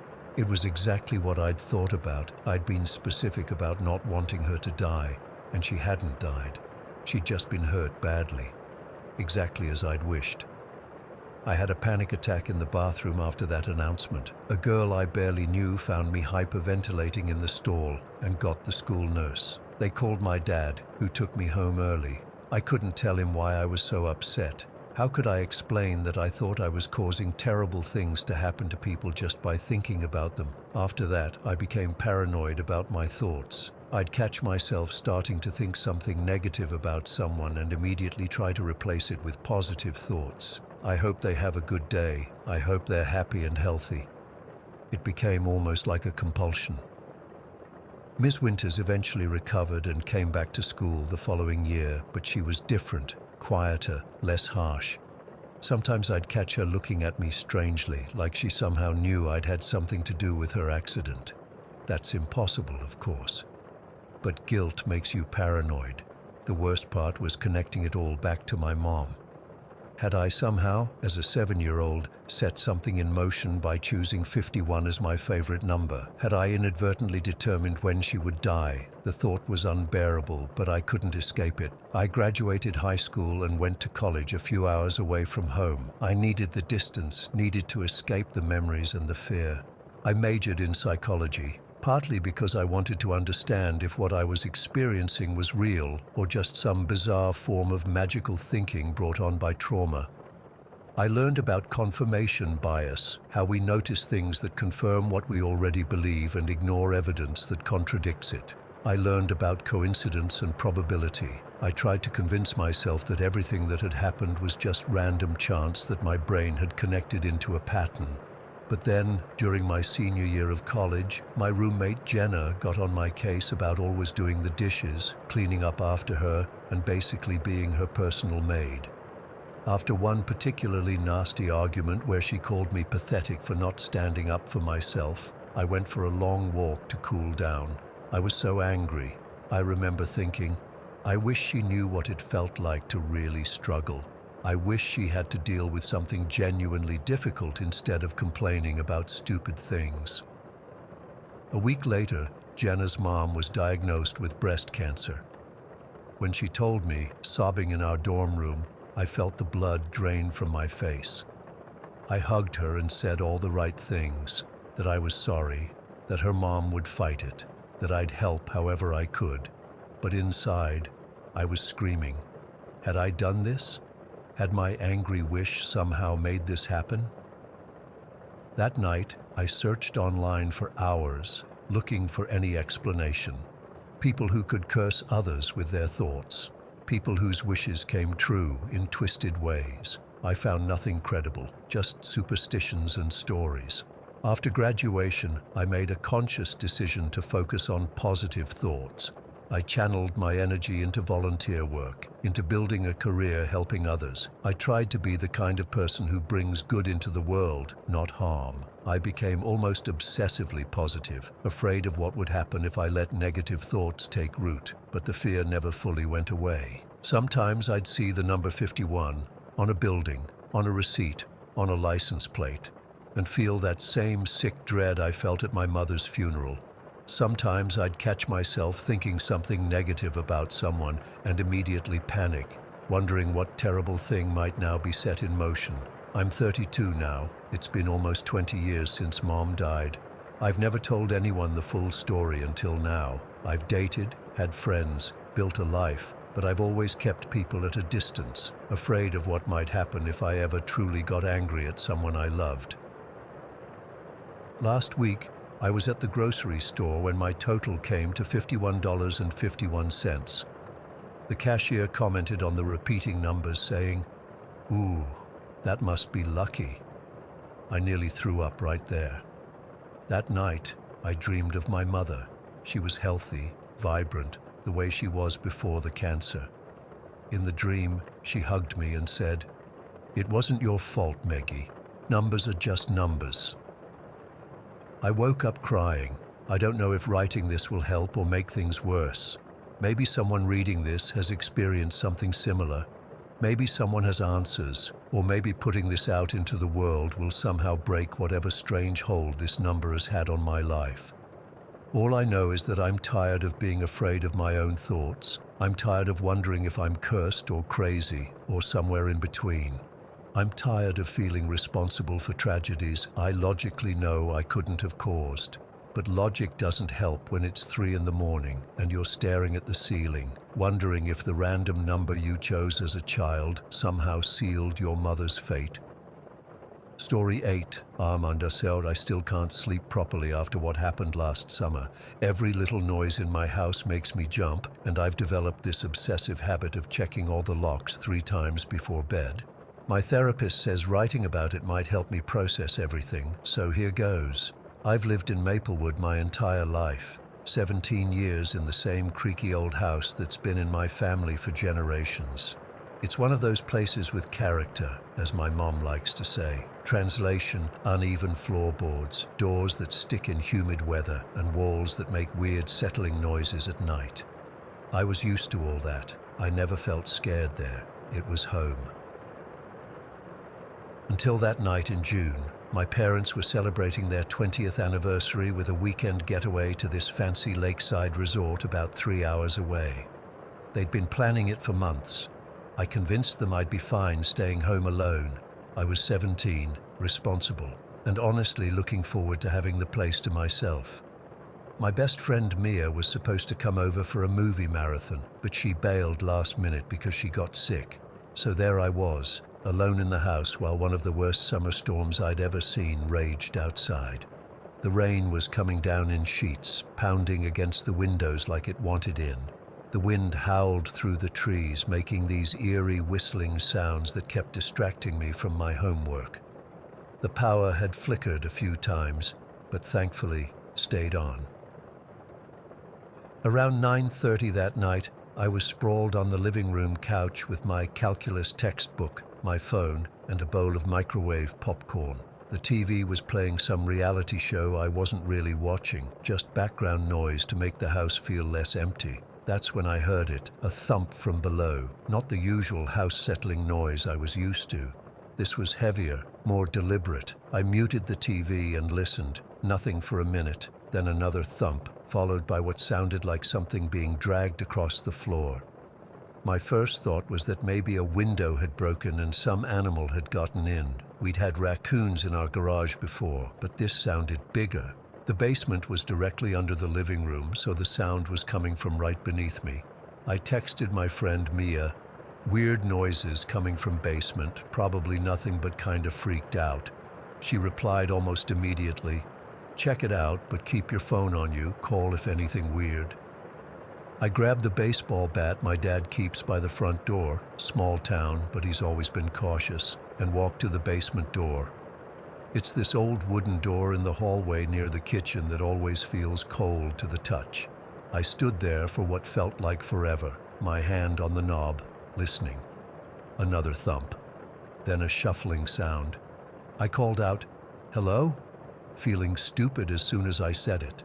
Like who was going to answer? A polite burglar. The noises stopped completely. The silence that followed was worse than the sounds. That's when I knew something was definitely down there, something that could hear me. I almost called the police right then, but what would I say? I heard a noise in my basement. They'd think I was just a scared teenager home alone. And maybe I was. I switched on the basement light from the top of the stairs. The yellow bulb cast long shadows down the wooden steps. Our basement isn't finished, just a concrete floor, stone foundation walls, and exposed beams overhead. We use it mainly for storage, so there are stacks of plastic bins, old furniture, holiday decorations, and other random stuff everywhere. "I have a bat," I called down, trying to sound braver than I felt, "and I've called the police." A lie, but whatever. No response. The rational part of my brain was saying it was nothing. Maybe a box had fallen over or the washing machine was off balance again. But something deeper, more instinctive, was screaming at me that something was very wrong. I started down the stairs, each step creaking under my weight. The sound seemed impossibly loud in the silence. I kept the bat raised, my phone clutched in my other hand, my thumb hovering over the emergency call button. When I reached the bottom, I scanned the room. Everything looked normal at first. The washing machine sat quiet in the corner. Dad's workbench was cluttered but undisturbed. The holiday decorations were still stacked neatly against the far wall. Then I noticed it. in the farthest corner of the basement, past the old sofa we never got around to throwing out, a pile of blankets that didn't look right. We do store some old bedding down there, but this pile seemed arranged, like someone had made a nest, and it was moving, just slightly, rising and falling in a rhythm that looked horribly like breathing. I should have run back upstairs right then. Every horror movie I've ever seen flashed through my mind, screaming at me to get out. But instead, I found myself moving toward it, as if some invisible force was pulling me forward. "Hello?" I said again, my voice barely above a whisper. The pile went still. I was about 10 feet away when the smell hit me. A combination of unwashed body, something rotting, and a chemical odor I couldn't identify. It was so strong I had to fight the urge to gag. Using the end of the bat, I reached out and lifted the edge of the top blanket. What I saw will haunt me for the rest of my life. There was a man curled up under there, not just any man, the most terrifying person I've ever seen. His hair was matted and filthy, hanging in greasy clumps around a gaunt face. His eyes were bloodshot and wild, sunken deep into their sockets. His clothes, what I could see of them, were stained with substances I didn't want to identify. But the worst part was his skin. It was so pale it was almost gray, like he hadn't seen sunlight in weeks or months. Our eyes met, and for one horrible second, neither of us moved. Then he lunged at me. I screamed and stumbled backward, dropping the bat in my panic. His hand caught my ankle as I turned to run, his fingers digging in with shocking strength. I kicked frantically and managed to break free, scrambling up the stairs so fast I banged my knees painfully on the edges. I could hear him behind me, his breathing raspy and loud, his movements clumsy but determined. I reached the top of the stairs and slammed the door shut just as he got to it, fumbling with the lock with shaking hands. The basement door has one of those old-fashioned locks, the kind with an actual key. Thank God the key was in the lock. I turned it just as the door shuddered with the impact of his body slamming against it. I backed away, finally remembering to call 911. My hands were shaking so badly I dropped the phone twice before I could dial. 911, what's your emergency? The dispatcher's voice was calm, which made my hysterical one sound even worse by comparison. Someone's in my house, I screamed. There's a man in my basement. He tried to attack me. As I was giving her my address, the pounding on the door got more violent. I could hear wood splintering. Whatever adrenaline or drugs this guy was on, it was giving him inhuman strength. He's breaking through the door, I told the dispatcher, backing away down the hall toward the front door. Please hurry. Officers are on their way, she assured me. Can you safely leave the house? I was already moving toward the front door when I heard the basement door give way with a sickening crack. I turned and saw him stumbling into the hallway, his movements jerky and uncoordinated. His eyes locked onto me, and his mouth opened in what might have been a smile, but looked more like a grimace, revealing yellowed, rotting teeth. I ran for the front door, but in my panic, I couldn't get the deadbolt unlocked fast enough. I felt his hands grab me from behind, spinning me around and shoving me against the wall. His face was inches from mine, his breath hot and foul. His hands found my throat and started squeezing. I fought back with everything I had, kicking, scratching, punching, but he was unnaturally strong.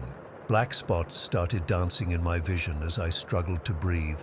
I remember thinking with strange clarity that I was going to die in my own hallway while my parents were celebrating their anniversary. The last thing I remember before passing out was the sound of sirens, then the front door bursting open. I woke up outside, lying on a stretcher while paramedics checked my vitals. Red and blue lights were flashing everywhere, illuminating the rain that was still coming down. I could see 3 police cars and an ambulance in our driveway. My neighbors were standing on their porches, watching in shock. One of the officers told me later that they arrived just in time. They had to tase the man twice before they could get him off me and into handcuffs. If they'd been even 2 minutes later.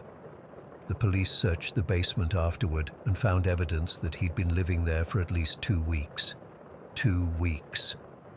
He'd created a little nest for himself in that far corner, complete with some of our food from upstairs, bottles filled with urine, and even some of my missing clothes. He'd been coming upstairs when we weren't home or when we were asleep, taking what he needed, watching us.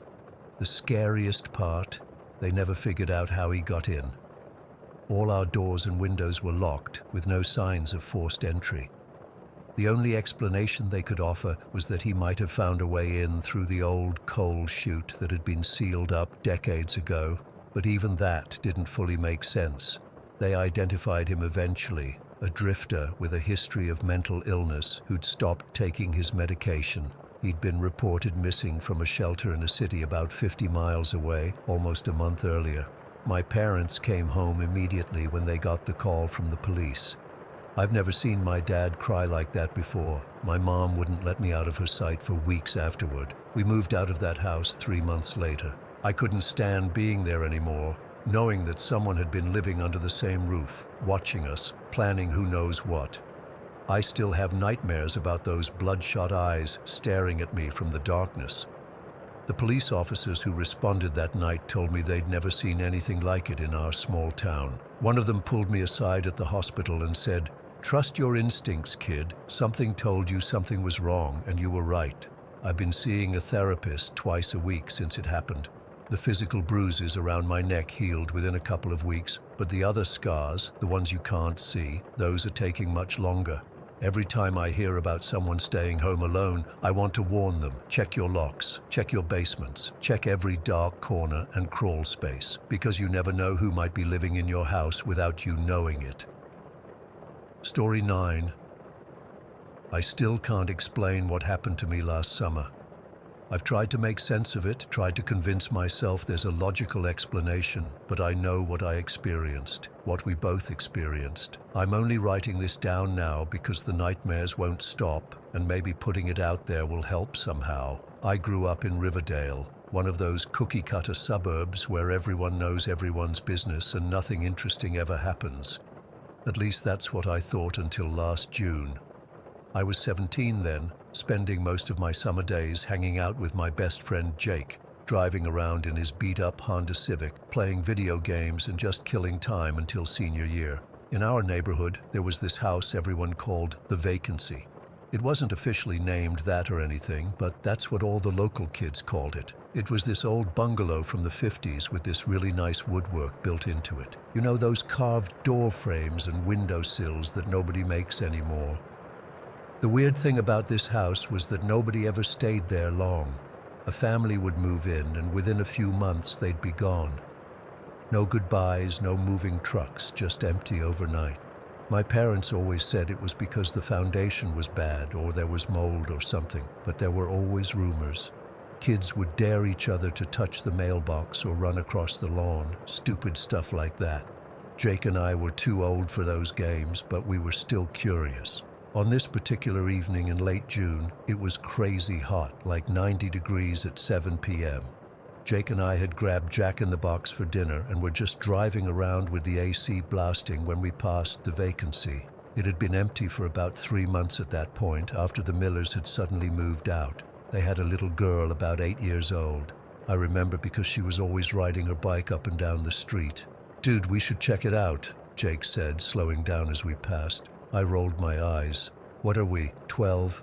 Come on, aren't you curious? Nobody's lived there for months. The realtor sign is gone too." He was right about that. The for sale sign that had been stuck in the front yard was missing. "So what do you want to do? Break in?" I asked, already knowing where this was going. Jake grinned. "It's not breaking in if the door's open." 20 minutes later, we were parked down the street, finishing our burgers and fries while watching the house. No lights, no movement. The sun was starting to set, casting long shadows across the overgrown lawn. The neighborhood was quiet. Most people were inside with their air conditioning. "Let's just walk around it first," I suggested, feeling a weird mix of excitement and nervousness. We approached from the side, trying to look casual. The house was a single-story bungalow, beige with dark brown trim. It had this little covered porch in front with a swing that creaked in the slight breeze. The windows were all intact but dusty. We moved to the back where a small wooden deck led to a sliding glass door. Jake tried it, but it was locked. There was a doggy door at the bottom though, one of those plastic flap things. "Dude, I bet you could fit through that," Jake said, nudging me. "Are you serious? No way. Come on, Marcus, you're skinnier than me. Just crawl through and unlock the door." I stared at the doggy door. It was bigger than most, probably for a large dog.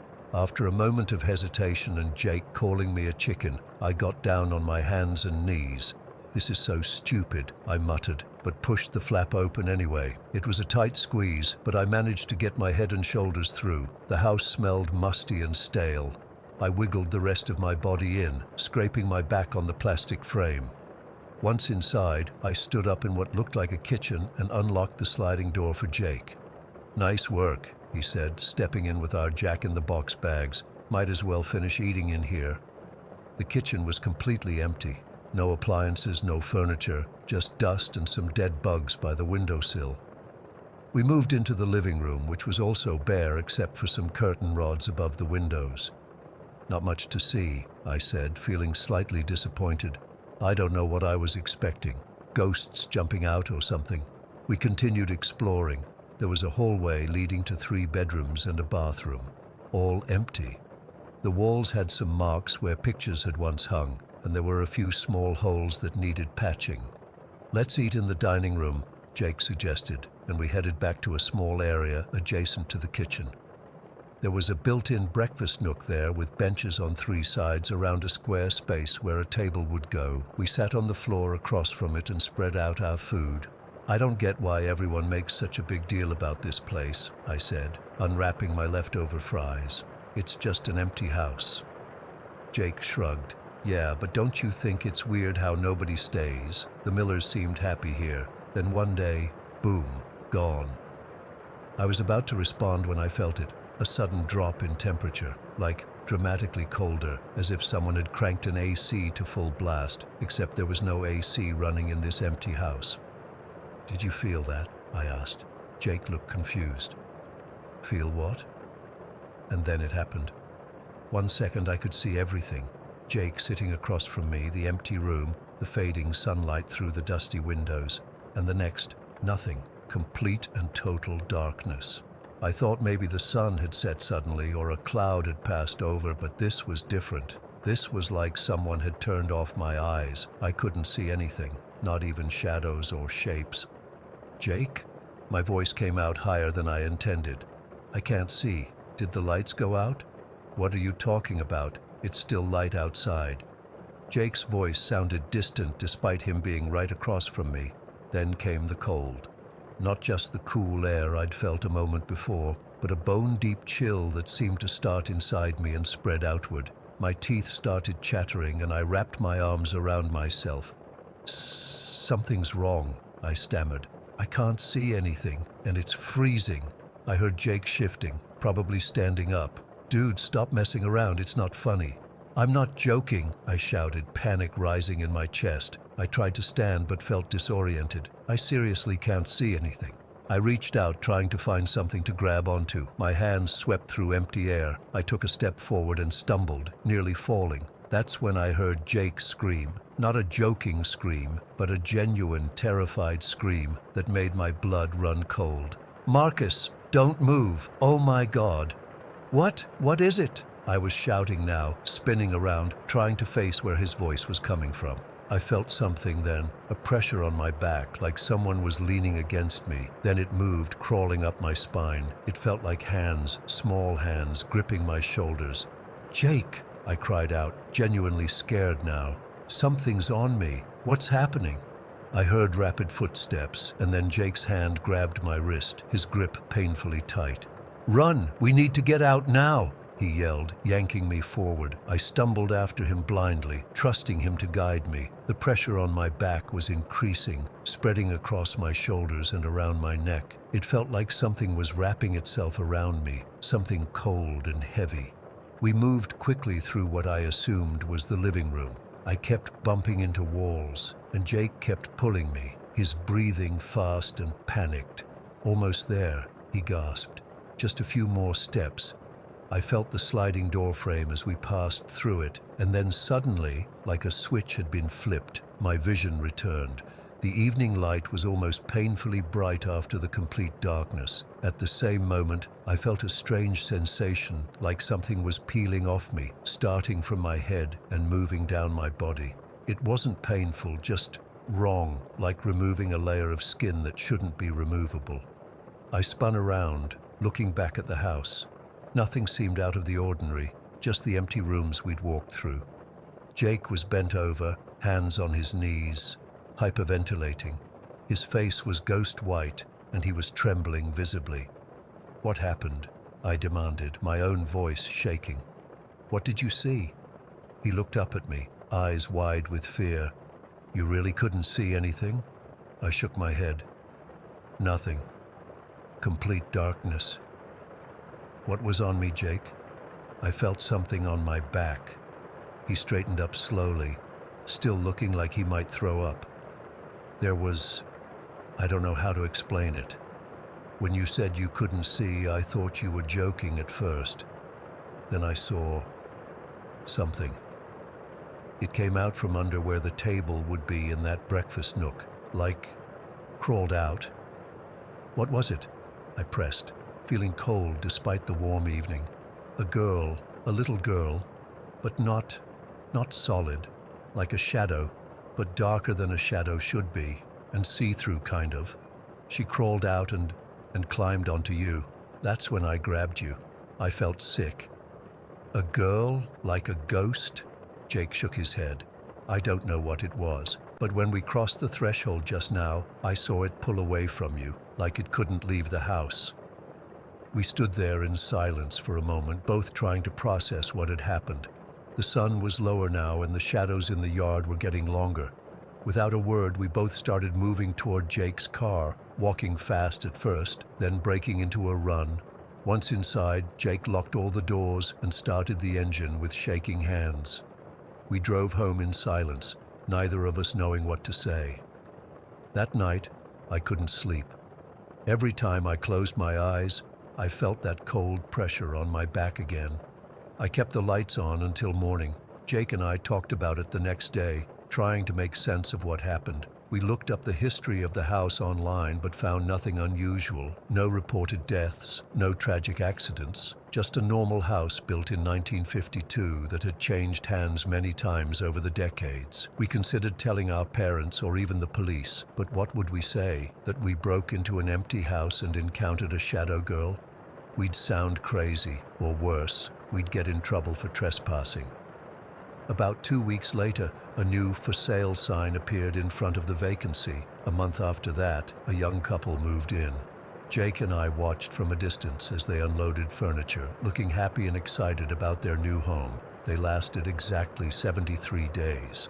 I know because I counted. One day they were there, the next day gone, the house empty again. No moving trucks, no goodbyes, just gone, like all the others. I drive by the vacancy sometimes, usually during the day when the sun is high. I never get out of my car. Sometimes I think I see movement in the windows, just at the corner of my eye, a small dark shape that disappears when I look directly at it. Jake refuses to talk about what happened anymore. He gets angry if I bring it up. Last month his family moved to another state for his dad's job. Before he left, he made me promise never to go near that house again. I don't need to promise. Nothing could make me go back there, because whatever was in that house, whatever crawled onto me that day, I know it's still there, waiting for someone else to sit in that dining room, across from that empty breakfast nook, waiting in the darkness. And sometimes, just as I'm falling asleep, I feel that cold sensation again, like small hands on my back, and I wonder if maybe, just maybe, a part of it left the house with me after all. Story 10. I've always found peace in cemeteries. I know that sounds messed up to most people, but there's something calming about them to me. Maybe it's the quiet, or knowing that whatever problems I'm dealing with are temporary compared to the permanent residents around me. Whatever it is, I used to visit this small, hidden cemetery in my hometown in Illinois regularly to clear my head and just think. This happened back in May of 2006 when I was 29. The cemetery was pretty secluded, hidden behind a thick line of trees off a back road most people never used. It was old too, with headstones dating back to the mid-1800s. Most were worn, crooked, and covered in moss. I usually went in the early afternoon when the sun was high and warm, making even a place for the dead feel somehow alive. On this particular day, I got there much later than usual, around 4:30 in the afternoon. I remember checking my watch as I pulled in because I was debating whether I had enough time before it got dark. But I'd been there so many times before, literally dozens of times over the years, that I figured it was fine. The days were getting longer anyway, and I knew the place like the back of my hand. I parked my car in the small gravel lot near the entrance. There were never any other cars there when I visited, and that day was no exception. Still, I did my usual scan out of habit, checking to make sure I was alone. The cemetery wasn't exactly closed to visitors, but it wasn't maintained either. Just forgotten, like most of the people buried there. The routine was always the same. I'd walk among the graves, reading names and dates, touching the rough stone, and wondering about the lives these people led. Some headstones had those little oval photos embedded in them, faded black and white faces staring back at me through time. Others just had names worn nearly smooth by decades of rain and snow. I spent about 90 minutes walking around that day. I remember noticing the light changing, getting that golden orange quality it gets before sunset. The shadows from the trees were stretching longer across the grounds, and I decided it was probably time to head back to my car. When I got back to my car, I sat inside for a few minutes with the door open, just enjoying the cooling air. I wasn't quite ready to go home yet. Something about the cemetery at dusk was beautiful, in a melancholy way I hadn't experienced before since I usually visited in bright daylight. I decided to take one final loop around before heading home. I locked my car, force of habit, and started walking again, this time taking a path toward the back of the cemetery where the older graves were. I was maybe 2 blocks from my car when I heard it, a sharp, clear voice that cut through the silence like a knife. Hey. Just that one word. Nothing else. A man's voice, not particularly deep, but firm and direct. I froze mid-step, my heart immediately hammering in my chest. I wasn't supposed to be alone there. I turned toward the voice, toward the back fence of the cemetery. There was a man standing there, maybe 50 yards away. He was tall and unnaturally thin, wearing what looked like some kind of dark blue uniform or coveralls. I couldn't make out his face clearly in the dimming light, but something about it seemed wrong, not distinct enough, like looking at someone through foggy glass. The moment he saw me turn toward him, he slowly raised his arm in this deliberate mechanical wave. Not a friendly hello wave, but this slow, intentional movement like he was signaling to me specifically. Then without any hesitation, he started running toward me. Not jogging, running, with purpose. His strides were long and determined. I didn't wait to see what he wanted. Everything in my body screamed danger.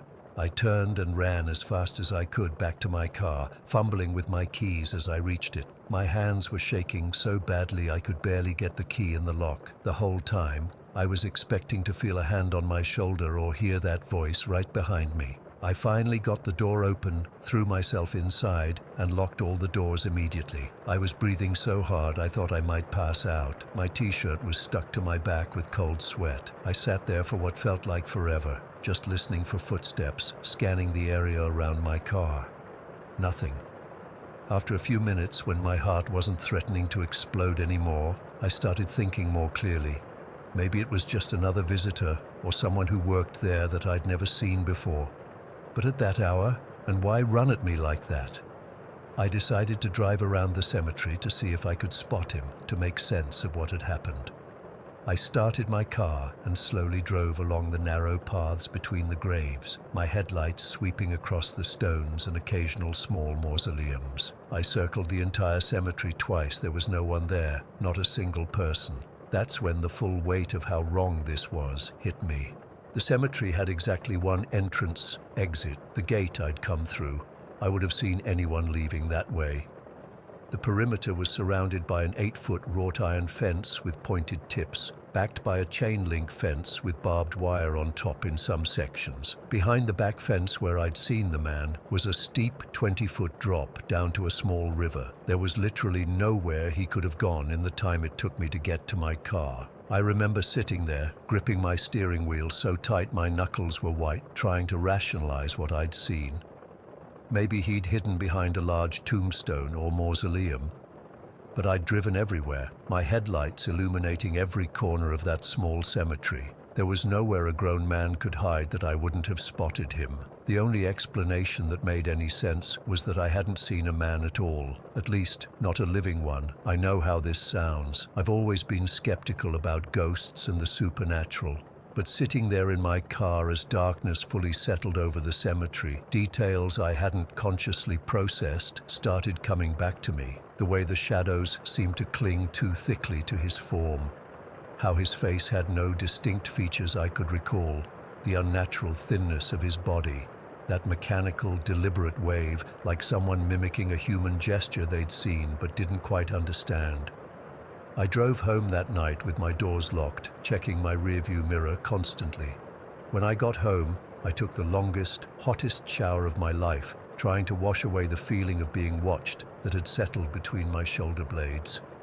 I never went back to that cemetery again. Not once in the 17 years since it happened. Sometimes I drive past the road that leads to it, and my car slows down almost on its own. Like some part of me wants to return and confirm what I saw, but I can't make myself turn down that road.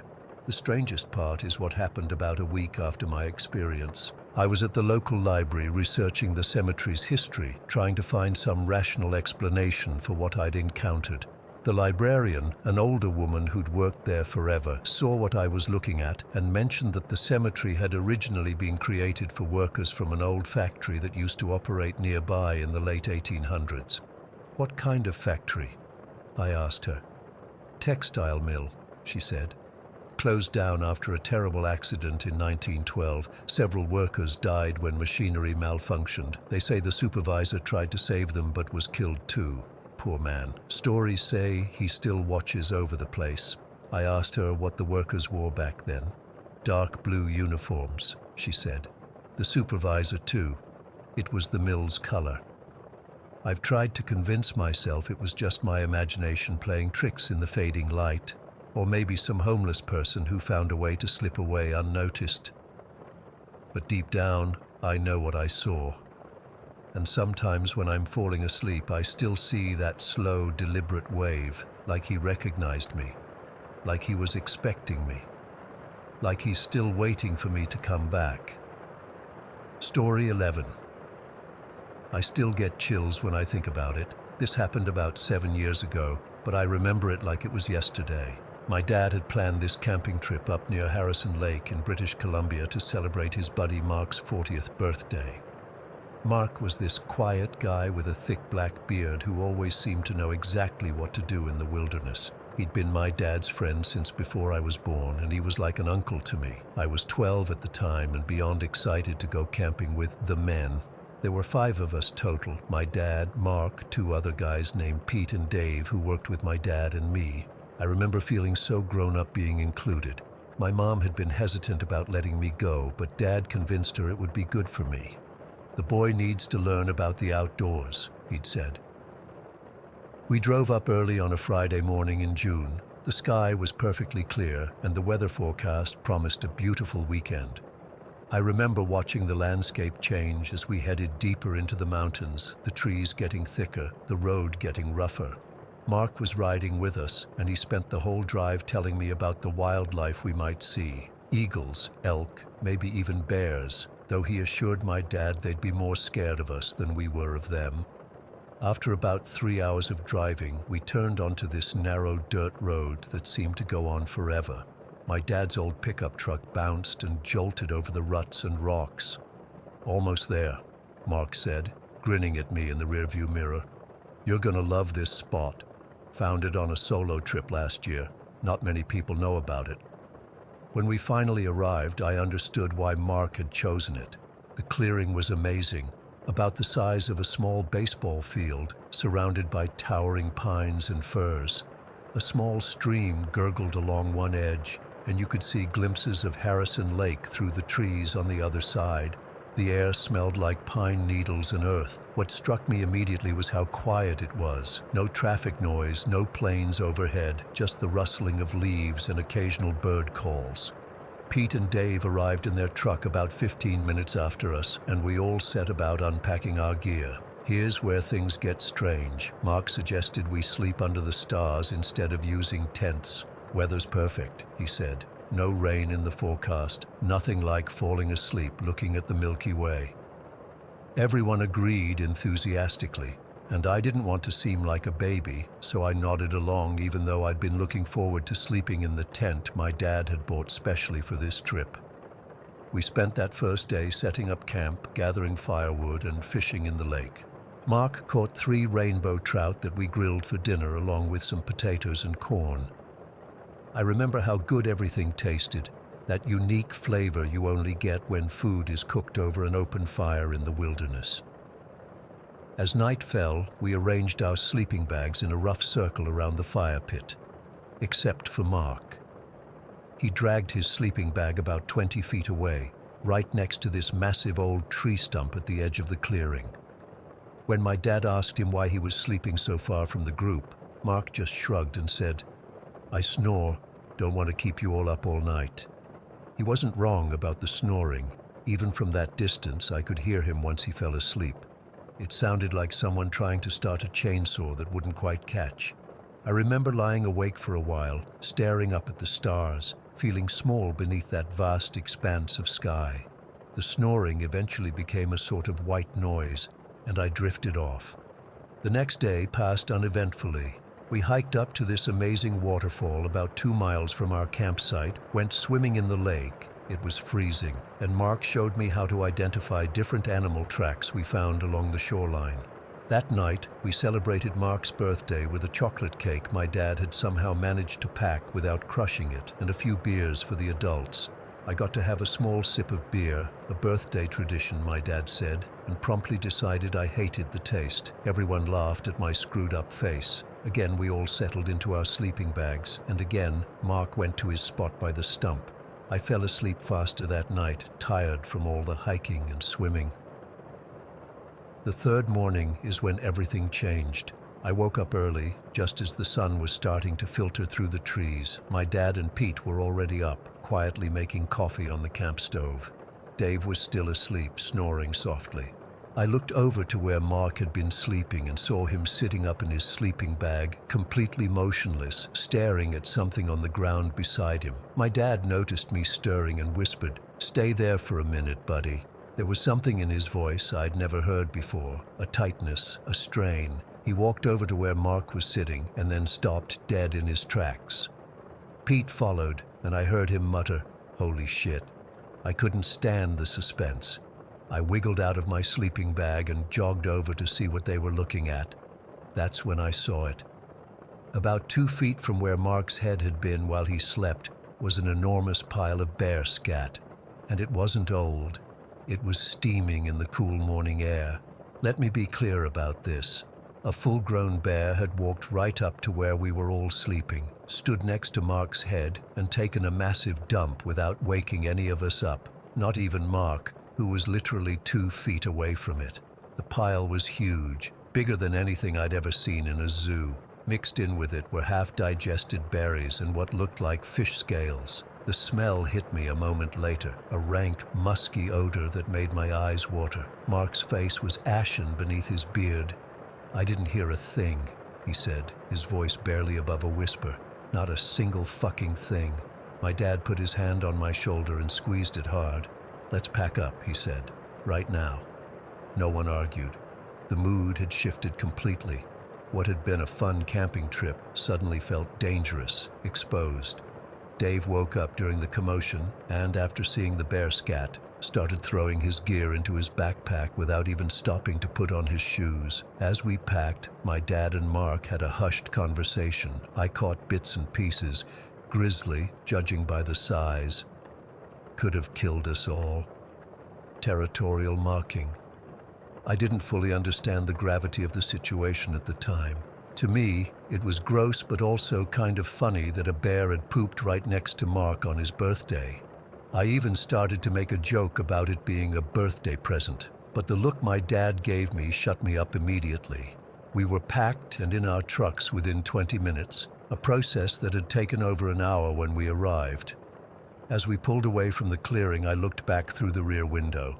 The campsite looked peaceful, beautiful even, with the morning sun illuminating the mist rising from the ground. But now I knew what was out there in those woods, moving silently enough to approach a sleeping human without detection. The drive home was mostly silent. Mark stared out the window, barely responding when spoken to. About halfway back, my dad finally broke the tension. "You know what the scary part is?" he said, not really directing the question at either of us. "That bear wasn't just passing through. It deliberately came into our camp, right up to a human being, and left a message." "What kind of message?" I asked. My dad glanced at Mark, then back at the road, that it could have done whatever it wanted to us, and we wouldn't have been able to stop it. That's when the fear really hit me. I thought about how vulnerable we'd been, sleeping under the open sky, how the only thing that had separated us from a wild predator was nothing, not even a thin tent wall. It's been 7 years, and I've been back to Harrison Lake many times since then. It's too beautiful a place to avoid because of one frightening experience, but I've never again slept without a tent, and neither has my dad. Mark stopped camping altogether after that trip. Sometimes when I'm lying in my tent at night, I think about how close that bear came to Mark, how it must have stood there breathing over him, how its massive paws could have been inches from his face. And I wonder what made it decide to leave that pile and walk away instead of doing something worse. The most disturbing part of all this, the thing that still makes my skin crawl when I think about it, is the silence. A creature that large should make noise when it moves. Branches breaking, leaves rustling, heavy breathing, but it made no sound at all, not enough to wake Mark, who was right next to it, or any of the rest of us. That's what I think about when people tell me bears are just big, clumsy animals that want to avoid humans. I know better. I know they can move like ghosts when they want to, and I know that sometimes, for reasons we don't understand, they choose to leave messages instead of mauling. I still don't know if the bear was trying to tell us something specific, or if it was just a bizarre coincidence. All I know is that on Mark's 40th birthday, somewhere in the wilderness near Harrison Lake, a bear could have killed him in his sleep, but instead it left him the most terrifying birthday message imaginable, and none of us heard a thing. Story 12. I've been debating whether to share this for 6 years now. Part of me wants to forget it all happened, but another part needs answers. I'm not sure if posting here will help, but I've exhausted all other options. I was a postdoc researcher working with Dr. Eleanor Walsh in the summer of 2017. Our team consisted of 6 people total. Eleanor, our team lead, me, Sophia, James, another postdoc, Michael, wildlife biologist, and 2 research assistants, Caitlin and Daniel.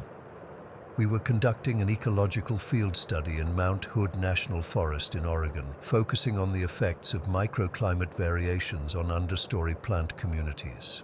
The first day was completely normal. We hiked about 7 miles from the nearest access road to our remote campsite in an area locals called Whistling Ridge. I remember being excited about the isolation, no cell service, few hikers, and pristine forest conditions. Perfect for uninterrupted data collection. The second night was when things started getting weird. Around 10:30 p.m. I was updating my field notes when I heard a distinct whistling sound coming from the ridge above our camp. It wasn't wind.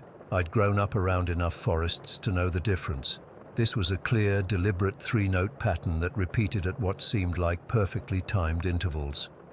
I poked my head out of my tent and saw Daniel already standing outside, looking up toward the ridge. "You hear that too?" I asked. He nodded, looking confused. It's been going for about 5 minutes now.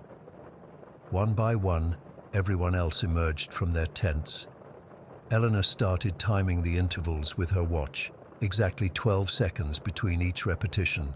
Not 11, not 13, 12. The whistling continued for exactly 20 minutes before stopping abruptly. We spent the next hour debating what it could be. Michael suggested it might be some nocturnal bird species, but couldn't explain the mathematical precision of the timing. Eleanor thought maybe it was air moving through rock formations on the ridge, creating a natural whistling effect. We eventually went back to sleep, filing it away as an interesting but probably explainable phenomenon. The third night proved we were wrong. At precisely 10:30 again, the whistling returned. Exact same 3-note pattern, exact same 12-second intervals, but the weather conditions were completely different. There was no wind at all that night, which ruled out Eleanor's rock formation theory. James set up our recording equipment to capture the sound. This time something even stranger happened. The whistling started to move. It began directly above our camp, but then gradually shifted position, moving in what we later confirmed was a perfect circle around our campsite. It completed exactly 7 rotations before stopping at 11:50 p.m. None of us slept well that night. The mathematical precision was deeply unsettling. In the morning, we tried to rationalize it, maybe some local prankster, but we were miles from the nearest access point, and we hadn't seen anyone else in the area since arriving. After breakfast, Caitlin and Daniel went to collect soil samples about 100 yards from camp. They came running back about 30 minutes later, both visibly shaken. "You need to see this," Caitlin said, leading us back to where they'd been working. In a small clearing, we found 27 rounded river stones arranged in a perfect spiral pattern. At the center was a bizarre arrangement of what looked like a small animal bone, 3 different colored feathers, and some plant matter I didn't recognize. The stones weren't just tossed there, they were deliberately placed, each one equidistant from the next. "This wasn't here yesterday," Daniel insisted.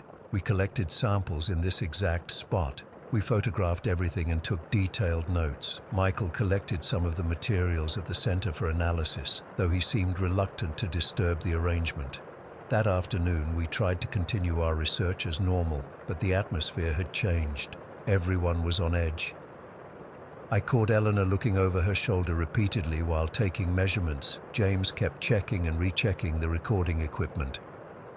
We were all waiting for 10:30 p.m. Around dinner time, Michael was reviewing the photos he'd taken throughout the day when his face went pale.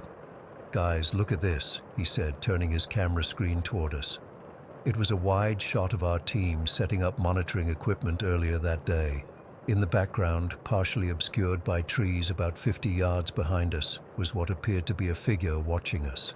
It was bipedal, but the proportions were off. The limbs seemed too long, the torso too narrow. The face was indistinct in the shadows, but something about the way it stood was deeply unnatural. "Maybe it's just a shadow or a tree," Caitlin suggested, though she didn't sound convinced. Michael shook his head and began scrolling through more photos. The figure appeared in 3 more images, taken at different times throughout the day, always watching from a distance, always partially obscured. "I never saw anyone out there," Michael said. "Not once." We debated whether to pack up and leave immediately, but darkness was already falling, and none of us wanted to navigate the difficult trail at night, so we decided to stay alert, keep the campfire going, and leave first thing in the morning. At exactly midnight, not 10:30 this time, every battery-powered device we had simultaneously died. Headlamps, flashlights, cameras, GPS units, our satellite phone, everything. We'd charged everything that morning using our solar batteries, so they should have been at full capacity. In the sudden darkness, with only our campfire providing light, we huddled together.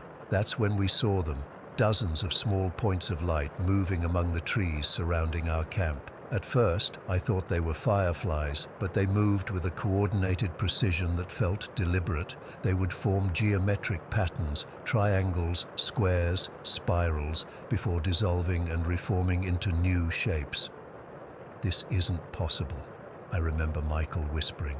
"Insect bioluminescence doesn't work like this. They can't coordinate like this." The lights continued for exactly 27 minutes. The same number as the stones in the spiral, before blinking out simultaneously. None of us slept that night. We sat around the fire until dawn, jumping at every sound from the forest. When morning finally came, we discovered that all our equipment had mysteriously regained power. But when James checked the data, he found something impossible. According to the timestamps, our devices had continued recording data throughout the night, during the exact period when they had all been completely dead. The GPS units showed movement patterns none of us had made. The audio recorders contained nothing but static, with occasional bursts of what sounded like the three-note whistle, but distorted and stretched. We were packing up to leave when I made the most disturbing discovery of all. James and I were gathering research materials from the central tent when I noticed something underneath Eleanor's field desk, a leather-bound journal identical to the one she'd been using all trip. I picked it up, assuming she'd dropped it, and opened it to return it to her. The handwriting was unmistakably Eleanor's, but the dates were wrong. The entries started where her current journal left off and continued for 2 more weeks into the future. The final entry described in precise detail exactly how we would pack our equipment that morning, which route we would take back to the trailhead, and specific conversations that would occur during our departure. I showed it to James, who immediately called Eleanor over. She confirmed it wasn't hers. Her actual journal was in her backpack where she always kept it. Yet this one contained her handwriting, her specific notation style, even her habit of making small sketches in the margins. We showed the others, and the decision to leave was unanimous and immediate. But as we finished packing, Daniel called out from the center of our camp. The stone spiral had been reconstructed right where our tents had been, perfectly formed, exactly as we'd found it the day before, but with one horrifying difference. Integrated into the pattern were personal items belonging to each team member. My hair tie, James's pocket knife, Eleanor's favorite pen, Michael's compass, Caitlin's bracelet, Daniel's bandana, items that had been in our possession just minutes earlier. We practically ran from that campsite. Nobody spoke as we hiked, all of us pushing to put as much distance between us and Whistling Ridge as possible. But as we moved, the most unsettling part began to unfold. The conversations predicted in the journal started happening, word for word. "The trail seems different heading back," Daniel said at one point. "Perception bias," Michael replied. "We're moving faster and in the opposite direction." I felt a chill run down my spine because those exact words were written in the journal. When I pointed this out, we tried deliberately avoiding the predicted conversations, but somehow they kept happening anyway, as if we were being pulled along a script we couldn't escape. When we reached the trailhead around 4 in the afternoon, a Forest Service truck was waiting.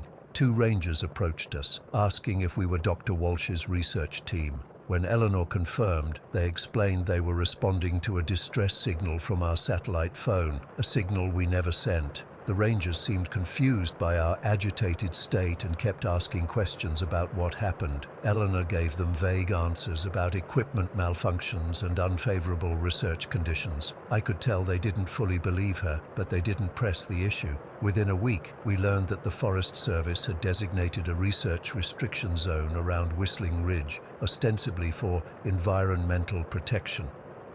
When Eleanor tried to get information about this sudden restriction, she was stonewalled.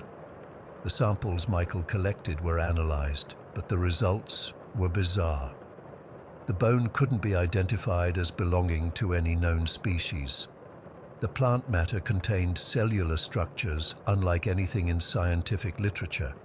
Most disturbing of all, when the journal was carbon dated, different pages yielded wildly inconsistent results, with some indicating the paper was decades old and others suggesting the cellulose compounds weren't even possible according to known organic chemistry. Our team never worked together again after that summer. Eleanor took a position at a university in Europe. Daniel dropped out of graduate school entirely.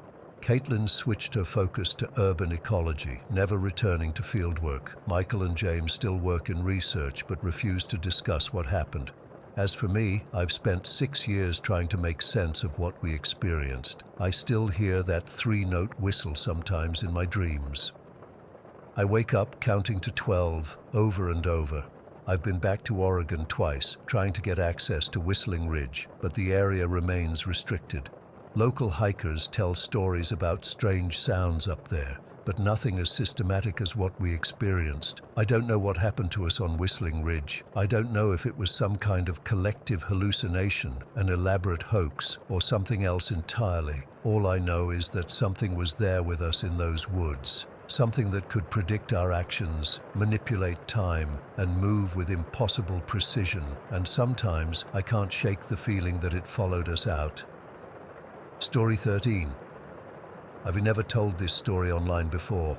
I've barely told it to anyone, honestly. Even now, at 25, typing this makes my hands shake. I don't expect everyone to believe me, but I need to get this out somewhere. Maybe someone has experienced something similar and can tell me I'm not crazy. We moved into that house in Blackwood when I was 6. It was this big, century-old Victorian with 3 stories, including the basement. My parents were thrilled about finding such a character home for the price, but from the first day we moved in, something felt wrong to me. The first year wasn't too bad, just general uneasiness. I hated being alone in any room. My bedroom was on the 2nd floor, directly above the basement stairs, and I refused to sleep there. Every night I'd drag my blanket and pillow into my parents' room and sleep on their floor. They thought it was just adjustment anxiety from the move, but after a year of this, my dad put his foot down and said I had to sleep in my own room. That's when it started. The first night back in my own room, I heard it, a metallic clanging sound, followed by what I can only describe as step thud, like someone was walking but dragging something heavy behind them. The sound came from the basement stairs, step thud, step thud, clanging metal with each thud. I pulled my covers over my head and squeezed my eyes shut, too terrified to call out for my parents. The footsteps would always stop at the top of the basement stairs, which was directly below my room. Then there would be this long pause, like whatever it was just standing there, listening. After what felt like forever, I would hear the same pattern going back down, step thud, step thud, all the way back to the basement. The next morning, I told my parents, but they said it was the house settling or the furnace. When it happened again the next night, I ran to their room crying. My dad checked the whole house and found nothing. He even went down to the basement with a flashlight. After a week of this, they started getting frustrated with me, thinking I was making it up to get back into their room. The thing is, no one else ever heard it. Not my parents, not my little brother when he got old enough to notice things. Just me. Every single night for 5 years. Around the time I turned 8, things got worse. I'd wake up and find my stuff in the basement. Nothing valuable, just random things like a hairbrush or a school notebook. At first, my parents accused me of sleepwalking, but then they installed one of those child safety gates at the top of the stairs, the kind you can't open half asleep. Still, my stuff would end up down there. My little brother's toys started disappearing completely. Not just moved, gone. He had this collection of action figures he loved, and one by one, they vanished. We never found them again. Our pets wouldn't go near the basement. We had 2 cats and a dog over those years, and none of them would cross the threshold of the basement door. The dog would stand at the top of the stairs and growl, hackles raised. The cats would arch their backs and hiss before running away. When I was 10, I started noticing cold spots in the house, particularly at the top of the basement stairs. Even in summer, that spot would be freezing cold. My mom blamed it on bad insulation, but it wasn't the whole hallway, just that one specific spot where the footsteps always stopped. For my 12th birthday, I convinced my parents to let me have a slumber party. I was trying so hard to be normal, to convince myself that I was imagining things. We were all down in the basement rec room telling scary stories. Stupid, I know now. Right in the middle of my friend Taylor's story about some urban legend, we all felt this cold rush of air. The basement had no windows, no drafts, and then I heard it, just a whisper of my name, right next to my ear. No one else heard it, but they all noticed how I went pale and started shaking. We spent the rest of the night upstairs in the living room with all the lights on. A month later, I was babysitting my brother while my parents went out for dinner. We were playing a board game in his room when he suddenly yelped and grabbed his arm. There was a long red scratch from his elbow to his wrist, like someone had dragged a fingernail across his skin. No one was near him, no sharp edges on the game board, nothing that could explain it. The last 2 nights in that house were the worst. We were moving out that weekend. My dad had gotten a job in another state, thank God. I think whatever was in that house knew we were leaving. The second to last night, I heard the familiar step thud coming up from the basement. But this time, it didn't stop at the top of the stairs. For the first time in all those years, the footsteps continued down the hallway. Step thud, getting closer to my room. Along with it came a dragging sound and heavy, labored breathing. I was frozen in terror as my doorknob slowly turned. The door creaked open just a crack, and that's when I saw him for the first time. A tall, skeletal old man, his skin gray and hanging loosely on his frame. He was wearing dirty striped pajamas, stained with what looked like old blood or dirt. On his face was an oxygen mask, connected to a tank that he dragged behind him, the source of the metallic clanging and the thud in his walk. But his hands... God, his hands were the worst part. His fingers were unnaturally long, like they'd been stretched, with yellowed, cracked nails that curved slightly at the ends. He stood there in my doorway, his head tilted at an odd angle, just staring at me with milky, clouded eyes through that mask. I couldn't scream, I couldn't move. We just stared at each other for what felt like hours, but was probably only seconds. Then he backed away, step thud, back toward the basement. The next morning, I told my parents everything, begging to stay in a hotel for our final night. They thought I was just anxious about the move and told me to stop with the ghost stories.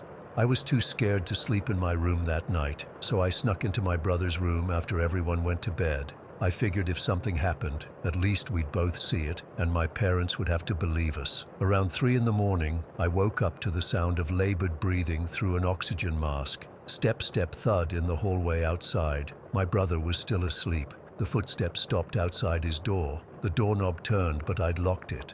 The breathing got heavier, angrier. The doorknob rattled violently. Then I heard a voice, slow, deep, with long pauses between words as if each one required immense effort to push through that mask. "Let me in." I shook my brother, but he wouldn't wake up. The rattling got more violent. "Don't leave me!" exclamation mark. The last word came out as a deep guttural growl that didn't sound human at all.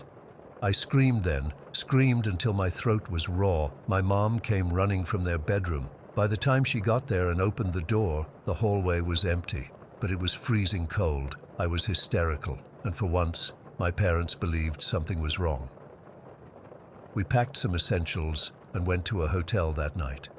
We never spent another night in that house. My dad went back with some friends to finish the packing while we stayed in the hotel. We moved 2 states away. For years, I thought I was free of it. I never told anyone the full story, not even the therapist my parents sent me to for my night terrors. But last week, I woke up in the middle of the night in my apartment. I live alone now, have for about 3 years. I heard breathing, that same labored breathing through an oxygen mask. As I lay there, unable to move, I caught a glimpse of something in my peripheral vision, what looked like an oxygen tank disappearing around my bedroom door. I don't know what to do. I don't know if it followed me or if I'm losing my mind. All I know is I haven't slept properly since, and I'm writing this with all the lights on at 4 in the morning because I'm too terrified to close my eyes. If anyone has experienced anything like this or knows what this thing might be, please help. I don't think I can live like this anymore, and I'm scared about what happens when it decides to do more than just watch me. Story 14. I've been an ER nurse for almost 7 years now. You think you've seen it all until you haven't. I still can't talk about what happened 3 months ago without my hands shaking. I'm writing this down because I need to get it out of my system somehow. Maybe putting it into words will help me stop seeing it every time I close my eyes. It was a Thursday in early March, one of those shifts that makes you question your career choices. Our Level 1 trauma center in Lakeshore City was beyond capacity, all 60 beds full, plus patients on gurneys lining the hallways. We were short-staffed as usual. 3 nurses had called out sick, and we were running on fumes by mid-afternoon. The waiting room was packed with people who'd been there for hours, some approaching the 12-hour mark. The kind of day where you don't sit down, don't eat, barely drink water, and definitely don't pee.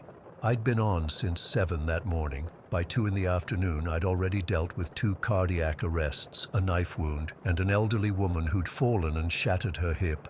My scrubs had various stains I couldn't even identify anymore. My feet were throbbing. I was downing my 3rd energy drink when my charge nurse, Marissa, grabbed my arm. "Eli, we've got a hot offload coming in. Life flight, just radioed. Level 1 trauma, ETA 15 minutes. My stomach dropped. Hot offload means they're actively working on the patient during transport, usually CPR in progress. It's never good news. I tossed my half-finished drink and started preparing our trauma bay 1, the largest we had. I called for extra hands, gathering supplies while mentally preparing for whatever was about to come through those doors. The minutes ticked by with that weird time distortion that happens in the ER, simultaneously too fast and too slow. Then we heard it, the helicopter landing on our roof pad. My pulse quickened. Sometimes they call it a head worse than it is. Sometimes. This wasn't one of those times. The elevator doors burst open, and what I saw still haunts me. The flight crew was literally sprinting behind the stretcher. The flight nurse, this guy named Chris, who I'd worked with for years, who never loses his cool, was straddling the patient's rib cage, performing compressions with a wild, desperate look in his eyes. Blood was everywhere, so much blood.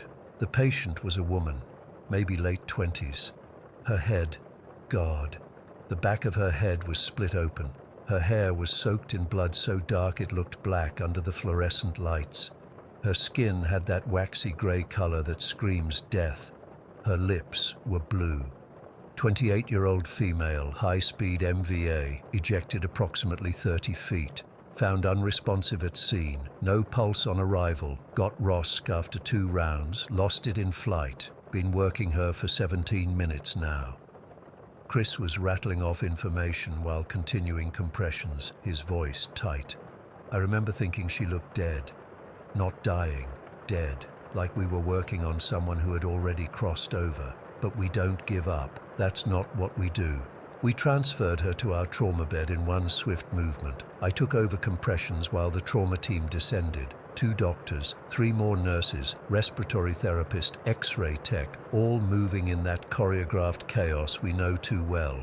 We pushed epi, started massive transfusion protocol, intubated her. Her chest was a mess of bruises, multiple rib fractures, collapsed lung abdominal bleeding, and her head injury. It was catastrophic. Brain matter visible. The kind of injury that makes even seasoned doctors pause. Against all odds, after another round of epi and shocking her once, we got a pulse. Weak, thready, but there. Blood pressure barely registering at 70 over palp, but it was something. That's when my charge nurse appeared at the door with a look that made my blood run cold. There's another incoming. Pediatric trauma level 2. Same accident. Her son. The room went silent for a split second. Her son. This broken woman had a child in the car. I couldn't leave her side. We were still transfusing, still fighting to keep that faint pulse. So I just nodded as Marissa directed another team to Trauma Bay 2, right next to us. 10 minutes later, they rolled in the second patient. I glanced over while pushing another unit of blood, and the contrast hit me like a physical blow. A toddler, maybe 2 years old, with chubby cheeks and a mop of brown curls. Unlike his mother, he was alive, conscious. He was sitting upright in the paramedic's arms, looking confused but alert. He had bruises across his chest and shoulders from his car seat straps, but otherwise appeared unharmed. He was wearing little blue sneakers with dinosaurs on them. His jacket had his mother's blood on the sleeve. The paramedic was speaking softly to him, and he was just blinking up at all of us, silent, not crying, just watching with huge brown eyes. I had to look away and focus on his mother. We were losing her again. Her blood pressure was dropping despite everything we were doing. Her pupils were fixed and dilated. The monitor started alarming. Her heart rhythm was deteriorating. "She's going into V-fib," I called out, and we started the dance again. Compressions, shock, epi, repeat. More blood products. The surgeon was trying to place a chest tube. The neurosurgeon had already said there was nothing they could do for her head injury. It was unsurvivable. 10 minutes of frantic work. Nothing helped. Her pulse vanished and wouldn't return. The monitor displayed that most final of lines, asystole, flatline. Continue compressions, the trauma surgeon ordered, but his voice had that tone. The one that says we're doing this for protocol now, not because there's hope. After 45 minutes total resuscitation time, he called it. Time of death, 3:27 p.m. The room deflated. The surgeon sighed with that disappointment we all feel, then turned away to document. The team began the process of cleaning up, stepping back, moving on to the next crisis, but I couldn't move.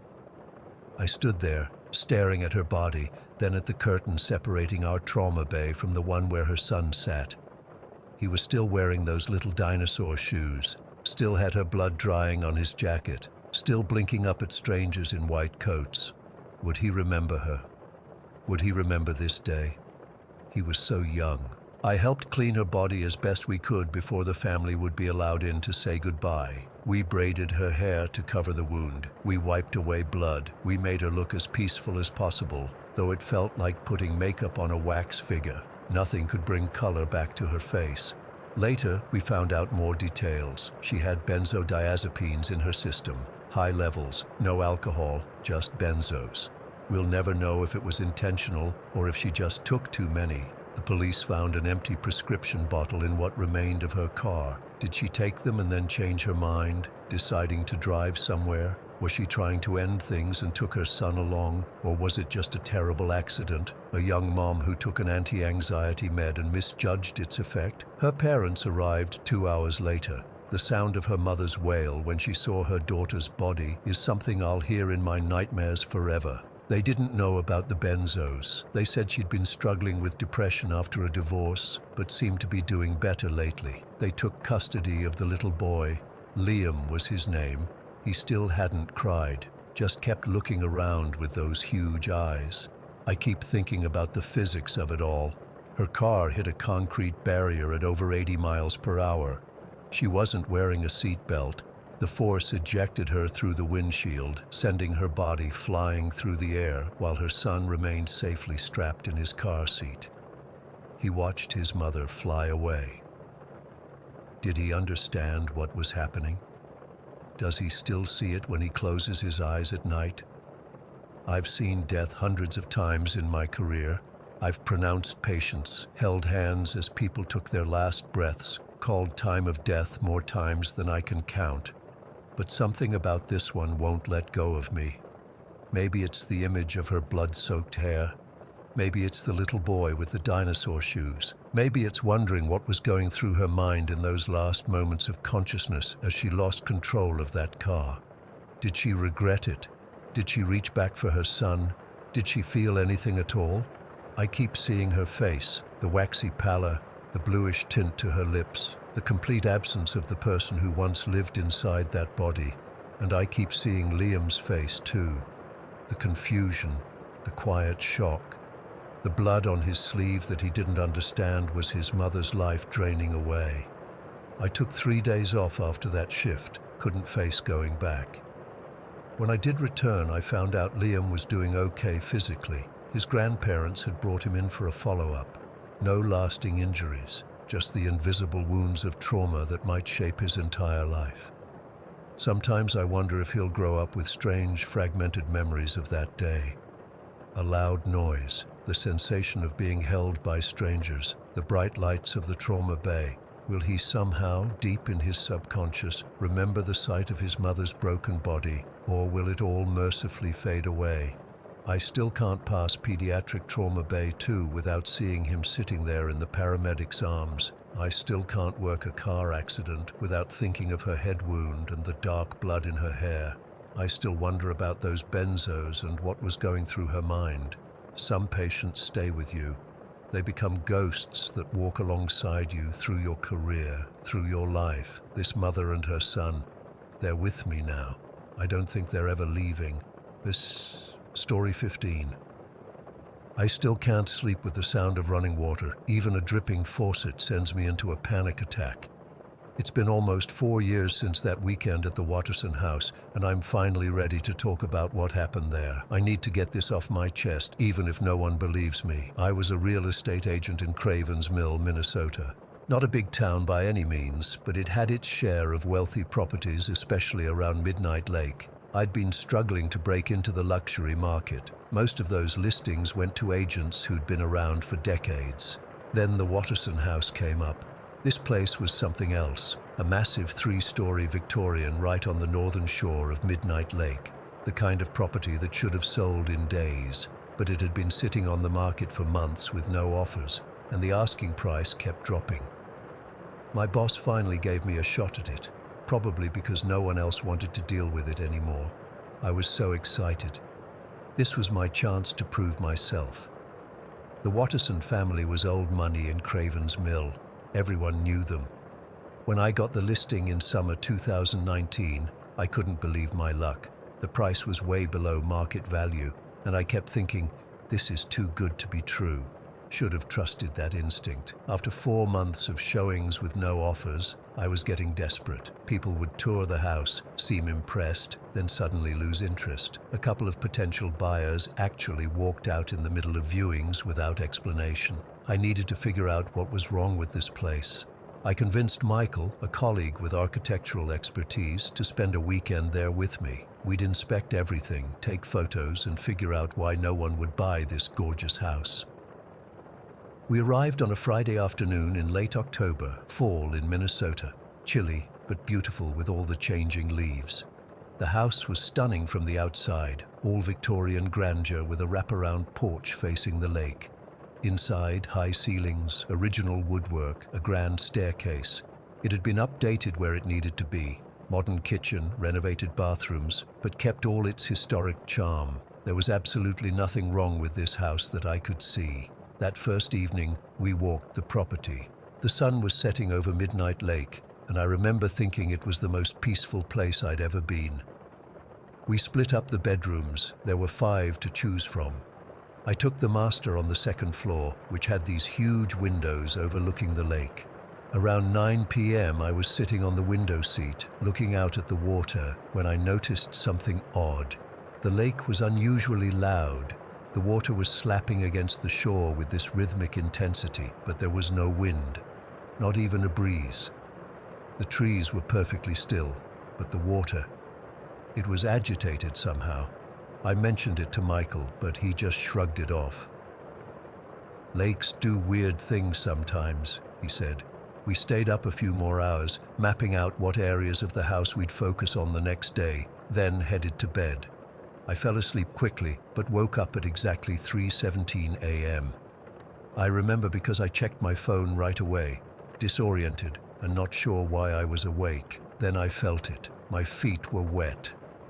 I turned on the lamp beside the bed and nearly screamed. There was water on the floor, not just a little water. It was pooling across the hardwood, maybe half an inch deep in places. My first thought was a burst pipe, but it wasn't coming from the bathroom. It was seeping through the wall, the exterior wall facing the lake, and it wasn't just dripping. It was flowing in steadily through what looked like perfectly solid drywall. I ran to get Michael, splashing through the water in my pajamas. By the time we got back to my room, the water was gone, completely dry, not even a watermark on the baseboards. Michael clearly thought I'd dreamed it, though he was nice enough not to say so directly. I knew what I saw, but I let him convince me it must have been a nightmare. We went back to bed, but I didn't sleep another minute that night. The next morning I was exhausted but determined to focus on work. We were taking measurements in the living room when someone knocked on the door. An elderly woman stood there, introducing herself as Eleanor Marsh.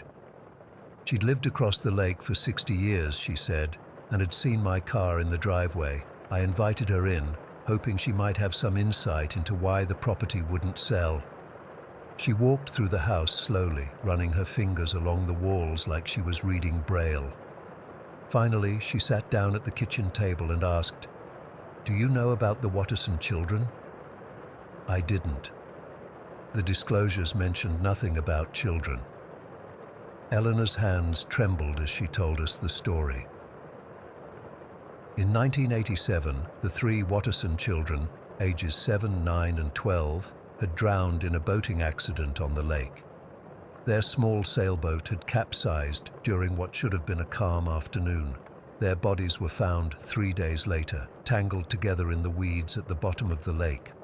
After that, Eleanor said, strange things started happening in the house. The parents reported water damage in rooms that had no pipes nearby. Items from the children's bedrooms would appear at the shore, even though no one had touched them.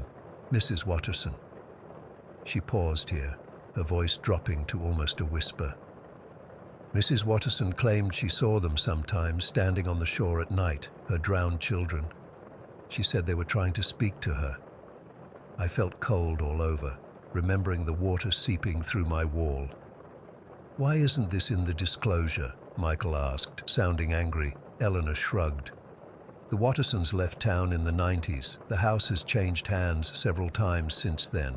Maybe people forgot, or maybe they didn't want to remember. After she left, Michael and I barely spoke. We kept working, but the mood had shifted. That night, I couldn't sleep. I sat by the window again, staring at the lake. Around 10 p.m., I noticed something strange. 3 distinct ripples moving toward the shore. Not from the shore outward, which would be normal, but from somewhere in the middle of the lake, straight toward the house. Like something was swimming underwater. At 11:43 p.m., again I remember checking my phone. Every water fixture in the house turned on simultaneously. Every faucet, every shower, every toilet. Michael and I ran from room to room, turning them off, but they'd just start running again as soon as we moved to the next one. Then I looked out the window and saw them. 3 small figures standing at the water's edge. The moonlight was bright enough that I could make out their shapes. Clearly children, soaking wet, looking up at the house. "Michael!" I screamed. He came running, and I pointed out the window, but he just stared at me. "There's nothing there, Sarah," he said, but I could see them so clearly. Their clothes were stuck to their bodies, their hair plastered to their heads. They weren't moving, just standing there looking up. Michael went outside to check. I watched from the window as he walked down to the shore, looking around. He stood right where I saw the children, but now there was nothing there. He came back inside, shaken. "I didn't see any kids," he said. "But when I got to the shore, I heard, I don't know how to explain it. It was like voices coming from underwater, children's voices." He swallowed hard. They said, "It's not deep enough to save you." We left first thing in the morning. I told my boss I couldn't sell the property. I didn't tell him why. 3 days later, an unprecedented storm hit Craven's Mill. Midnight Lake overflowed its banks, flooding several homes. The Watterson house suffered the worst damage by far. The basement completely flooded, and when workers went in to pump it out, they found something that still gives me nightmares. 3 sets of small footprints embedded in the concrete foundation, not leading out toward the lake but facing inward, toward the house. Like someone had stood in the wet concrete when the foundation was being poured. Carbon dating later confirmed the concrete had been poured shortly after the drowning incident. I quit real estate after that, moved away from Craven's Mill. When people ask why, I just say, lakes remember what they take. Most people think I'm being poetic or dramatic. I'm not. The Watterson house is still on the market, price dropping every few months. Engineers who've examined the water damage say the patterns are puzzling. It's like something has been systematically trying to enter the house from below. The most disturbing thing I learned before leaving town was about Mr. Watterson. Apparently, he insisted on pouring the new basement concrete himself at night after the children drowned, told the workers it was a family matter. One of the workers overheard him muttering as he worked, something about making sure his children would always have a way home. I still don't know exactly what happened in that house. All I know is that sometimes at night I wake up to the sound of water dripping and 3 pairs of wet footsteps in the hallway, and I know that the Watterson children are still trying to come home. Story 16. I've been putting off writing about this for years. I guess part of me hoped that time would somehow make it easier to explain, or that I'd eventually find some logical explanation that would put my mind at ease. But it's been 7 years, and I still get chills thinking about that night at Camp Whispering Pines. I was 22, working my 3rd summer as a counselor at this fairly remote camp in Southern California. The place was nestled deep in the woods, surrounded by these dense pine forests and low mountain ridges, absolutely beautiful during the day, but at night, man, it was a different world. The darkness there was absolute. No light pollution, no distant highway sounds, just pure wilderness. That summer I was assigned to the juniper cabin with 8 to 10-year-old boys. Kids that age are a handful, but in the best way possible. Full of energy and wonder, collecting bugs and telling ghost stories they're too young to handle. My cabin was positioned near the edge of the main camp area, close to where the forest started to thicken. Cell service was practically non-existent. The only place you could get even a single bar was up at the water tower on the ridge, and even then it was spotty at best. We had walkie-talkies for emergencies, but otherwise we were completely disconnected from the outside world. That disconnection is part of what made camp special, but it's also what made that night so damn terrifying. It was a Wednesday in mid-July. The day had been hot, probably in the high 90s, but as the sun went down, that familiar mountain chill started setting in. I'd just gotten my campers settled for the night around 10:30. The little monsters were exhausted from a day of swimming and hiking, so they went down pretty easily for once. I was sitting on the porch steps of my cabin with Josh, another counselor from the cabin next door. We were talking quietly, comparing notes about which kids were homesick, which ones were causing trouble. The usual counselor shop talk.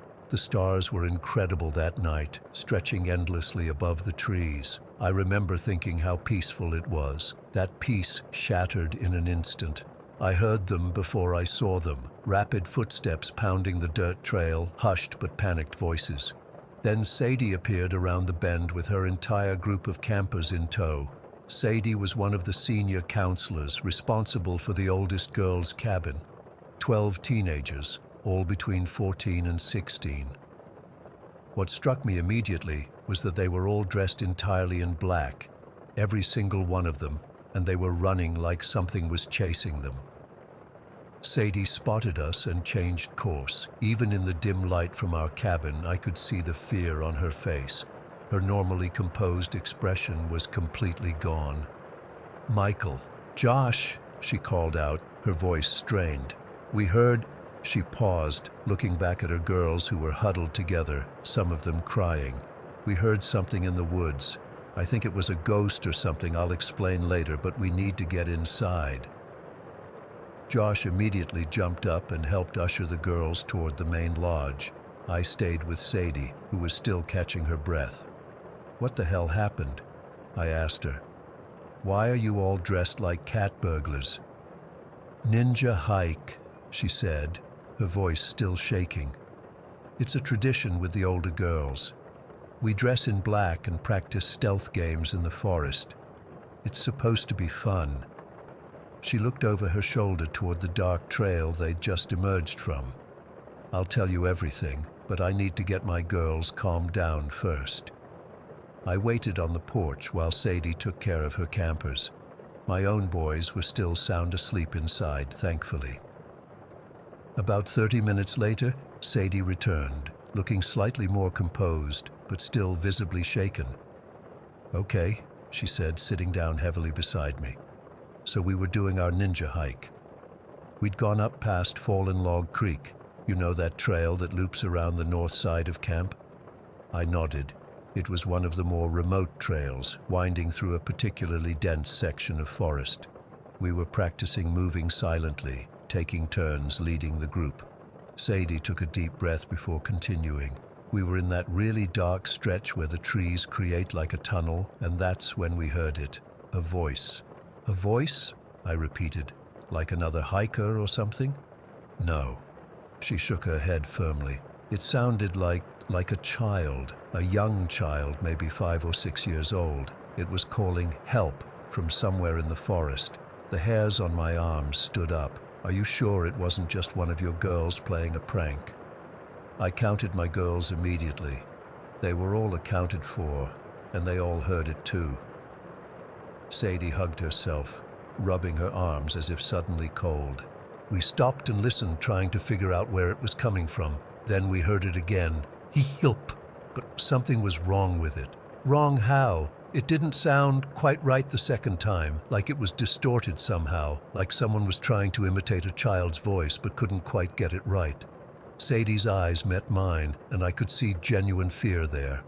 We heard it a third time, and it was even worse, less like a word and more like a screech that started as a word but then twisted into something else, something not human. I felt a cold sensation creeping down my spine. Sadie wasn't the type to exaggerate or make up stories. She was probably the most level-headed counselor at camp. "What did you do?" I asked. We ran.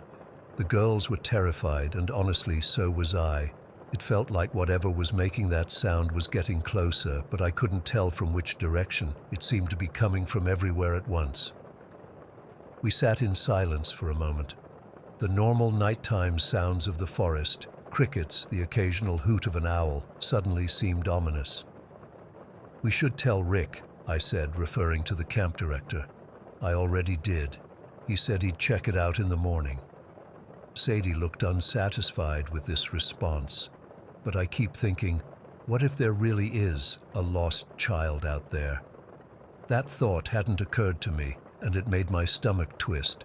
"You think we should go look now?" She hesitated. "I don't know. Part of me says yes, but another part..." I understood her reluctance. Whatever they'd heard had terrified 12 teenage girls and a grown woman enough to send them sprinting back to camp. "Let me grab my flashlight," I decided. "We'll go check it out together, just a quick look around that area."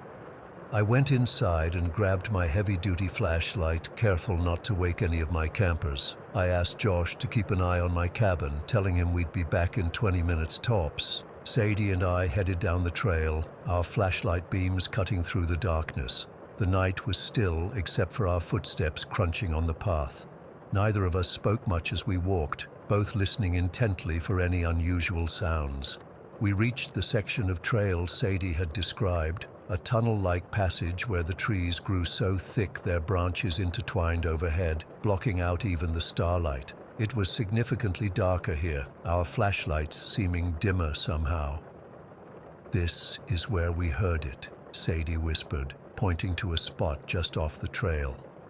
"The first voice came from over there." We stood still, listening. Nothing but normal forest sounds. "Maybe whatever it was is gone now," I suggested, though I didn't quite believe it myself. That's when we heard it. It wasn't quite help anymore. It started as a high-pitched sound that might have been trying to form a word, but it quickly morphed into something else, a screeching noise that made my skin crawl. It wasn't loud, but it seemed to come from everywhere and nowhere at the same time, echoing among the trees. Sadie grabbed my arm, her fingers digging in. "That's it," she whispered. "That's what we heard." I swung my flashlight in the direction I thought the sound had come from, but the beam only illuminated trees and undergrowth. Nothing else. Then it came again. This second wail was even more distorted than the first, starting almost like a child's voice, but twisting into something that sounded like nothing I'd ever heard before. It was higher, more drawn out, and somehow hungrier. "Michael," Sadie's voice was barely audible. "I think it's moving closer." I couldn't tell if she was right, but I wasn't about to wait and find out. "Let's go," I said. "Now." We didn't run like Sadie and her girls had, but we walked very, very quickly back to camp, frequently glancing over our shoulders. Neither of us spoke until we reached the safety of the main camp area. "What the hell was that?" I finally asked, my voice shakier than I would have liked. Sadie shook her head. "I don't know, but it wasn't human." We agreed to talk to Rick first thing in the morning. I barely slept that night, straining to hear if that sound would follow us back to camp. It didn't, but in some ways, the silence was almost worse. The next morning, Rick called an impromptu counselor meeting before breakfast. He looked tired, as if he'd been up most of the night too. "I want to address what happened last night," he began. "Sadie and Michael have already told me what they heard, and I've spoken with some local rangers." We all leaned in, eager for an explanation. "There are bobcats in these woods," Rick continued. "They're normally very shy and avoid humans, but their calls can be unusual. They sometimes make sounds that people mistake for human voices, particularly children crying or screaming. The canyon walls in that part of the forest can create strange echoes, making it seem like the sound is coming from multiple directions at once." The explanation was rational, logical even. Several counselors nodded, clearly relieved, but Sadie and I exchanged a glance. What we'd heard hadn't sounded like any bobcat I'd ever heard described. "I'm instituting a new rule," Rick added. "No more night hikes beyond the main trails, and all activities after dark need to be cleared with me personally from now on." The meeting broke up, and the day continued as normal. The campers were buzzing with rumors about Sadie's ninja ghost, which quickly became camp legend. The older boys begged to go on a night hike to the ghost forest, but we shut that down immediately. I worked at Camp Whispering Pines for 2 more summers after that. The incident became something of a joke among the staff. "Watch out for the ninja ghost," they'd say whenever someone was heading out after dark. But I noticed that nobody, not even the most skeptical counselors, volunteered to hike that northern trail at night anymore. As for me, that experience changed something fundamental in how I viewed the wilderness.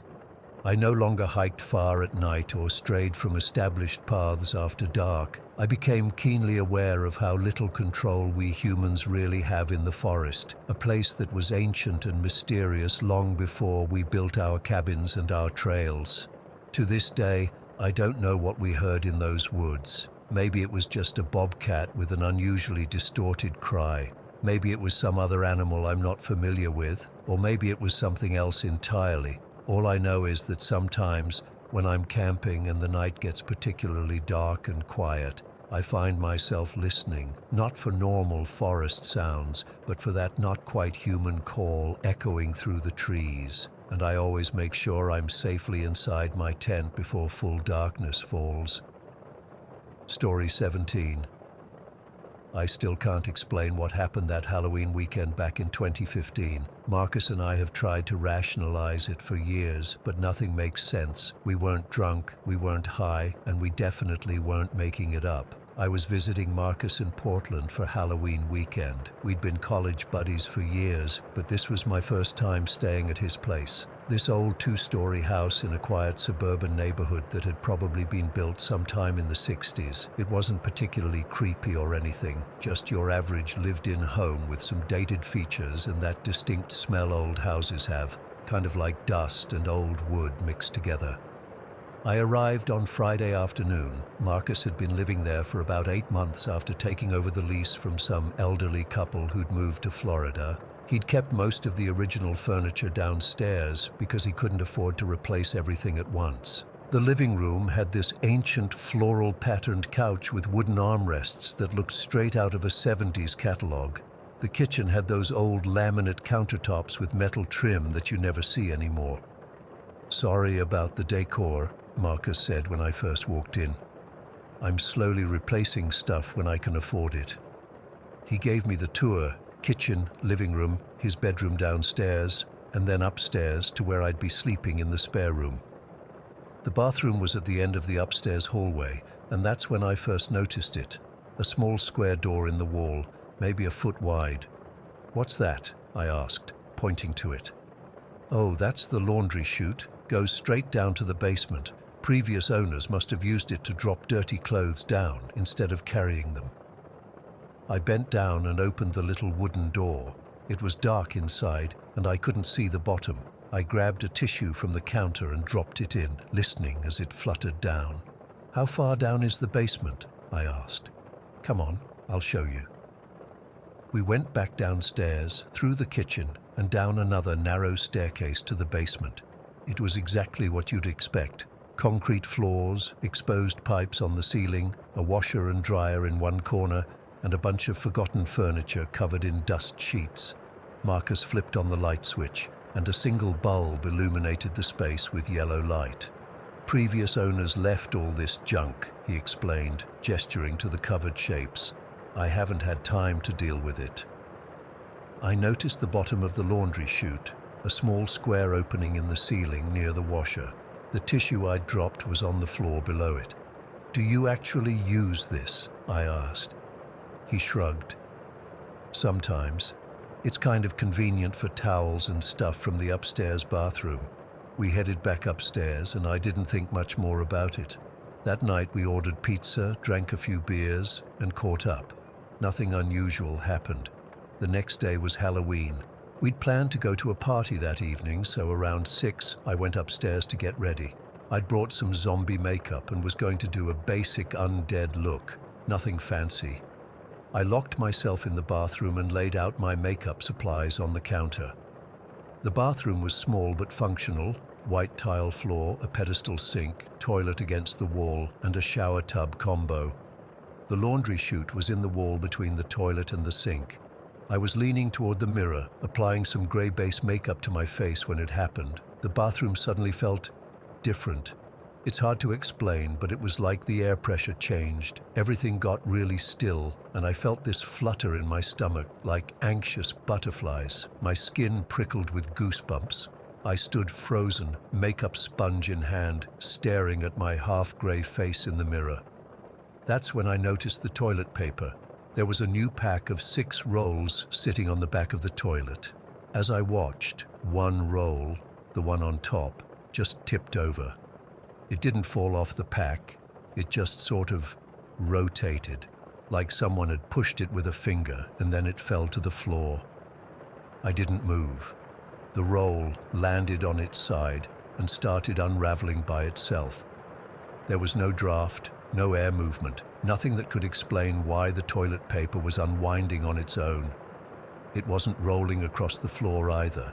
The roll stayed in place while the paper streamed out. But that wasn't even the weirdest part. The toilet paper wasn't just unraveling randomly. It was moving with purpose, snaking across the tile floor toward the laundry chute. I swear to God, I watched as this toilet paper crawled across the floor like it was being pulled by invisible hands. When it reached the chute, the little wooden door swung open. I hadn't touched it. It just opened on its own with a small creak. And then the toilet paper started feeding itself into the chute, not falling, not dropping, but deliberately going in, like someone was carefully threading it down. I couldn't move. I couldn't even breathe. I just stood there with my makeup half done, watching as an entire roll of toilet paper unwound itself and disappeared down the laundry chute. It took maybe 30 seconds for the whole roll to disappear, and then the cardboard tube spun in a circle on the floor, wobbled, and stopped. The bathroom door suddenly rattled with knocking, and I nearly jumped out of my skin. "Derek, you okay in there?" It was Marcus. I unlocked the door with shaking hands. I must have looked like a complete mess, half my face covered in grey makeup, eyes wide with fear. "Dude, what the hell?" Marcus said, looking at me with concern. "You look like you've seen a ghost." I think I did," I stammered. "The toilet paper, it just by itself." He frowned. "Wait, are you serious? Because I just came up from the basement and the weirdest thing happened." My blood ran cold. "What? What happened?" "I was grabbing some Halloween decorations I stored down there, and toilet paper suddenly started coming out of the laundry chute. But it wasn't just falling. It was like folding over itself in perfect zigzag patterns, like someone was carefully arranging it as it came down." We stared at each other, both of us trying to process what this meant. Marcus hadn't been in the bathroom. I hadn't been in the basement. There was no way either of us could have orchestrated this. "Are you fucking with me?" I asked him. "No, are you fucking with me?" He shot back. "How would I even do that?" I gestured to my half-made-up face. "I've been standing here the whole time." We went down to the basement together, and sure enough, there was toilet paper all over the floor beneath the laundry chute. But it wasn't in a messy pile like you'd expect if it had just fallen. It was arranged in these perfect accordion folds, like someone had carefully placed each section. "This isn't possible," Marcus whispered, kneeling down to touch the paper. We spent the next hour searching the house, looking for fishing line, hidden mechanisms, anything that could explain what we'd seen. We found nothing. We even tried to recreate it by dropping another roll down the chute, but it just tumbled down in a chaotic mess, nothing like the perfect arrangement we'd witnessed. The party that night was a blur. I couldn't focus on anything, couldn't enjoy myself. All I could think about was what we'd seen in that house. When we got back around 2 in the morning, both of us were sober and on edge. We checked the bathroom and basement again. Everything was normal. We started calling it the toilet paper ghost as a way to cope with our fear. Making a joke out of it somehow made it less terrifying. At least it's helpful, Marcus said at one point. Most ghosts just make a mess, but ours neatly arranges toilet paper. But the humor was just a thin veneer over our genuine unease. We both knew we'd experienced something that defied explanation. I slept with my bedroom door locked that night, listening for any unusual sounds. The house remained quiet. The next morning, I packed up early and made an excuse about needing to get back home. Marcus didn't protest. I think he was relieved to have someone else in the house that day. As I was leaving, I noticed the laundry chute door in the bathroom was slightly ajar, though I was certain we'd closed it the night before. In the years since, we've tried to rationalize what happened. Maybe there was an air current we didn't account for. Maybe the old house had some weird plumbing issue that created suction in the chute. But none of these explanations account for how deliberately the toilet paper moved, how perfectly it arranged itself in the basement. Marcus moved out of that house 6 months later. He claimed it was because he found a better place closer to work, but I know the real reason. Nothing else ever happened with the toilet paper ghost while he lived there, but the memory of that incident was enough. Some things you just can't explain away. I've read about hauntings where dishes fly across rooms and doors slam by themselves. Our experience seems almost silly in comparison. A ghost that arranges toilet paper? But that's what makes it so unsettling to me. The precision of it, the deliberateness. Whatever was in that house that Halloween, it wanted us to know it was there, and it found the most mundane way possible to show us. I still can't use a laundry chute without getting goosebumps, and sometimes, when I'm alone in the bathroom and the house gets too quiet, I find myself watching the toilet paper, half expecting it to move on its own. So far, it never has, but I can't shake the feeling that somewhere in an old Portland house, the toilet paper ghost is still there, waiting for new residents to surprise. Story 18. I've never really shared this experience before, but it's been over a year now and I still can't shake it. I need to get this off my chest, and maybe someone here has experienced something similar or can make sense of what happened to me. Last October, I was completely burnt out from work. The constant emails, calls, meetings, I couldn't take it anymore. I'm a software developer at a startup in Chicago, and the pressure had been crushing me for months. I needed to disconnect, literally and figuratively. I started searching online for remote cabins where I could just exist without technology constantly demanding my attention. That's when I found this place on a vacation rental site. A small cabin in northern Michigan's Blackwater forest. The listing emphasized its isolation and lack of reliable internet or cell service as features, not bugs. Perfect. The photos showed a cozy wooden structure surrounded by dense forest with a small clearing and a fire pit out front. The interior was basic but comfortable, a living area with a wood stove, small kitchen, bathroom, and loft bedroom. The owner, someone named Dale, had minimal reviews, but they were positive. I booked it for a week and drove the 5 hours from Chicago on a Sunday. The last 20 miles were increasingly remote, first leaving the highway for county roads, then turning onto unmarked gravel paths. The GPS started glitching about 5 miles before I reached the place, which didn't surprise me given the listing's warnings about poor service. Following the printed directions I'd smartly brought along, I finally found the narrow turnoff marked by a weathered wooden sign with Pine Haven carved into it. The driveway was more like a trail. My Subaru bounced over roots and ruts for about half a mile before the trees opened up to reveal the cabin. It was exactly as pictured, maybe a bit more weathered. I arrived around 4 in the afternoon, with about 2 hours of daylight left. The temperature was dropping fast, typical for Michigan in October. I unloaded my stuff, found the key under the mat as instructed, and settled in. The cabin smelled musty, but not unpleasant. I opened some windows to air it out while I explored.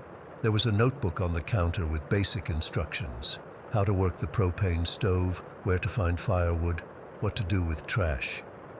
Dale had left a handwritten note welcoming me and emphasizing that I should enjoy the solitude but be mindful of wildlife. Black bears were mentioned specifically. I spent that first evening getting comfortable. I made a simple dinner, started a fire in the wood stove, and read a book I'd been meaning to finish for months. The silence was incredible. No car horns, no notification pings, no neighbors' music, just the occasional creak of the cabin and the wind in the trees. I felt the tension in my shoulders loosening already. By 10, I was exhausted from the drive and the fresh air. I climbed up to the loft bedroom and fell asleep almost instantly on the firm but comfortable bed. I woke up around 2 in the morning, needing to use the bathroom, which was downstairs.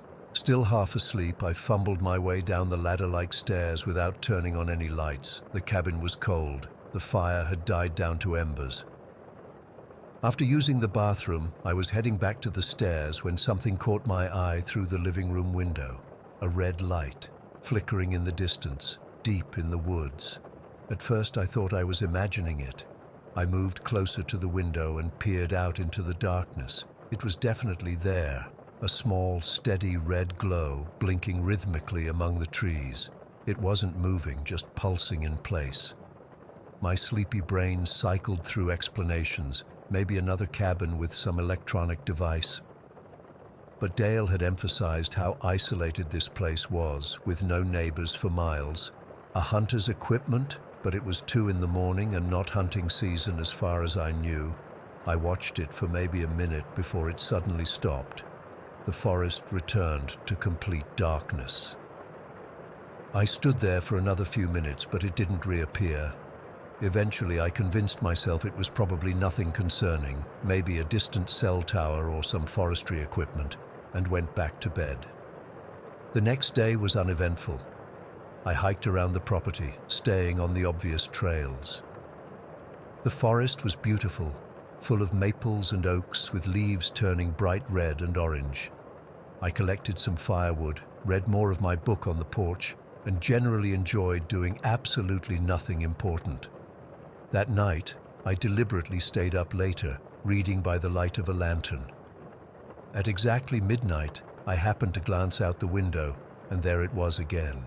The same red light in what appeared to be exactly the same spot, flickering with the same rhythm. This time I watched it more carefully. The light pulsed at regular intervals, about 1 second on, 1 second off. It continued for exactly 2 minutes, I timed it, before disappearing again. I felt uneasy, but told myself there had to be a logical explanation. Maybe it was some kind of automated equipment checking forest conditions or wildlife. Still, the precision bothered me. Same time, same duration. It seemed too deliberate. The third night, I decided to properly observe it. I turned off all the lights in the cabin around 11:30 and sat in the dark living room, waiting. My eyes adjusted to the darkness, and I could make out the shapes of trees at the edge of the clearing, about 30 yards from the cabin. Midnight came, and right on schedule, the red light appeared. From my better vantage point, I could tell it was approximately 50 to 60 yards into the forest. It wasn't just a pinpoint, but seemed to have some size to it, maybe the width of a quarter from my perspective. Unable to contain my curiosity any longer, I quietly moved to the front door and stepped out onto the porch. The October air hit me immediately. It must have been in the low 30s. Standing perfectly still, I confirmed what I'd seen from inside. The light was definitely in the woods, at about eye level, pulsing steadily. I strained to hear any accompanying sound, but detected nothing unusual, just the normal forest sounds of wind and distant animal calls. The light disappeared after its usual 2 minutes. I stayed on the porch for another 10 minutes, hoping it might return, but the forest remained dark. Back inside, I couldn't shake a growing sense of unease. Why would something mechanical be operating on such a precise schedule in the middle of nowhere? And why at midnight specifically? I started wondering if someone was watching the cabin. The thought made me check that all the doors and windows were locked before I went to bed. I slept poorly that night, my mind cycling through increasingly paranoid scenarios. By morning, I'd decided I needed to investigate in daylight. After breakfast, I put on my hiking boots and jacket and headed in the direction of the light. The forest was dense but navigable. I tried to maintain a straight line from the cabin, using my phone's compass app since GPS wasn't working. After walking what I estimated was about 50 to 60 yards, I started scanning the trees carefully. That's when I saw it. Strapped to a pine tree at about eye level was a trail camera, the kind hunters use to track deer movements. It was modern looking, with weatherproof housing, and there on its front was a small LED indicator, currently off but positioned exactly where I'd seen the red light. My heart started pounding. This wasn't forestry equipment or some natural phenomenon. Someone had deliberately placed a camera pointing directly at the cabin. The camera looked new, no weather damage or accumulated dirt. Below it, the forest floor showed signs of recent disturbance, crushed leaves and a partial footprint in a patch of mud. Someone had been here recently. I fought the urge to remove or disable the camera. If someone was monitoring it, I didn't want them to know I'd found it. Instead, I carefully backed away and returned to the cabin, constantly looking over my shoulder. Back inside, I paced around, trying to make sense of what I'd discovered. The rental listing had mentioned nothing about security cameras. Was Dale monitoring his guests? But why at midnight specifically? And why hide the camera in the trees instead of mounting it openly on the property if it was for security? As the day progressed, my unease grew into genuine fear. I considered packing up and leaving, but convinced myself I was overreacting. Maybe Dale had forgotten to mention the security system. Maybe it was to monitor for trespassers or wildlife. That night, I sat in darkness again, waiting for midnight. But midnight came and went with no red light. Somehow, this was worse. Had someone turned it off because they knew I'd discovered it? Or were they now watching using night vision or some other method I couldn't detect? I stayed by the window, scanning the forest edge. Around 2 in the morning, a sliver of moon emerged from behind the clouds, casting faint, ghostly light across the clearing. That's when I saw it, a human figure standing partially behind a tree at the forest edge. My blood turned to ice. The figure was barely visible, dressed in dark clothing, just standing there, watching the cabin, watching me. I dropped to the floor, crawling away from the window. My hands were shaking so badly I could barely function. I dragged a blanket from the couch and huddled in the corner of the kitchen, out of sight from all windows, my back against the cabinets. I stayed there for what felt like hours, listening for any sound of approach. Every creak of the cabin made my heart race. I don't think I breathed normally until the first grey light of dawn filtered through the windows. As soon as it was fully light, I packed my things in record time. I didn't even bother cleaning up or following the checkout instructions. I just threw everything in my car, locked the cabin, and left the key where I'd found it. As I drove away, I kept checking my rearview mirror, half expecting to see someone emerge from the woods, but there was nothing, just the empty road behind me. I didn't contact Dale or leave a review. I just wanted to forget the whole experience. But I couldn't. For weeks afterward, I had trouble sleeping. I kept checking the windows of my apartment, feeling like I was being watched. About a year later, curiosity got the better of me, and I looked up the cabin listing again. It's still there, with the same description and photos. The most recent review was from just a month ago, a 5-star rating from someone praising the peaceful solitude. That's when I noticed something I'd missed before. In one of the nighttime photos of the cabin, there's a tiny detail in the background. Behind the trees, barely visible unless you're looking for it, is a small red dot among the darkness, a blinking light in Blackwater Forest. I still don't know who was watching me or why, but I'm certain of one thing. Someone or something was there, and they're probably still watching whoever books that cabin next. Story 19. I've always loved camping. There's something about being away from the city, just surrounded by nature, that really helps me decompress. My wife, Jen, feels the same way. With both of us working high-stress jobs in Toronto, these weekend escapes have been our salvation for years. Last month, we decided to head up to Northern Ontario for a quick getaway. We'd been to the area before and loved the jack pine forests, those tall, skinny pines that seem to stretch forever. They're beautiful, with this soft carpet of fallen needles underneath that makes walking through the forest feel almost magical. We arrived at the provincial park around 1 in the afternoon on Saturday. The weather was perfect, blue skies, moderate temperature, just a light breeze. We parked at one of the designated lots and decided to hike in a bit to get away from the more crowded areas. About 800 meters in, we found this perfect little clearing.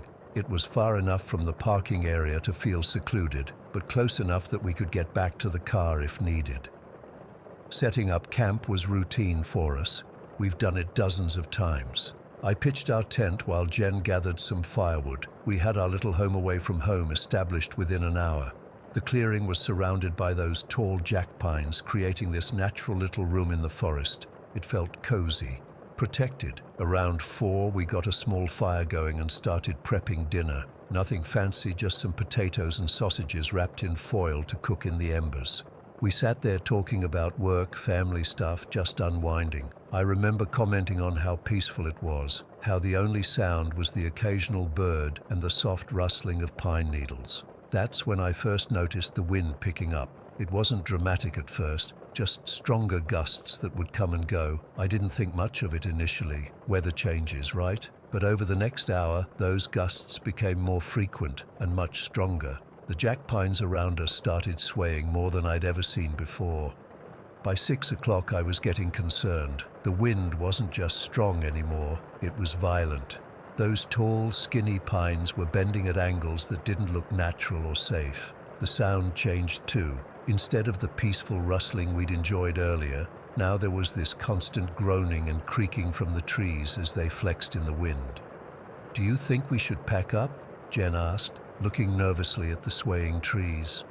I checked the weather app on my phone, but we barely had reception. The last forecast I'd seen hadn't mentioned anything about high winds. I thought maybe it was just a passing front. "Let's wait it out a bit," I said. "If it gets worse, we'll head back to the car." I regret that decision now. Around 7 we heard it, this horrible splitting crack that seemed to echo through the forest. It came from maybe 100 meters to our left. Then the unmistakable sound of a massive tree crashing through branches before hitting the ground with a thud we could feel under our feet. Jen grabbed my arm. "That was a tree falling, wasn't it?" Before I could even answer, we heard another crack, this time from our right side, another tree down.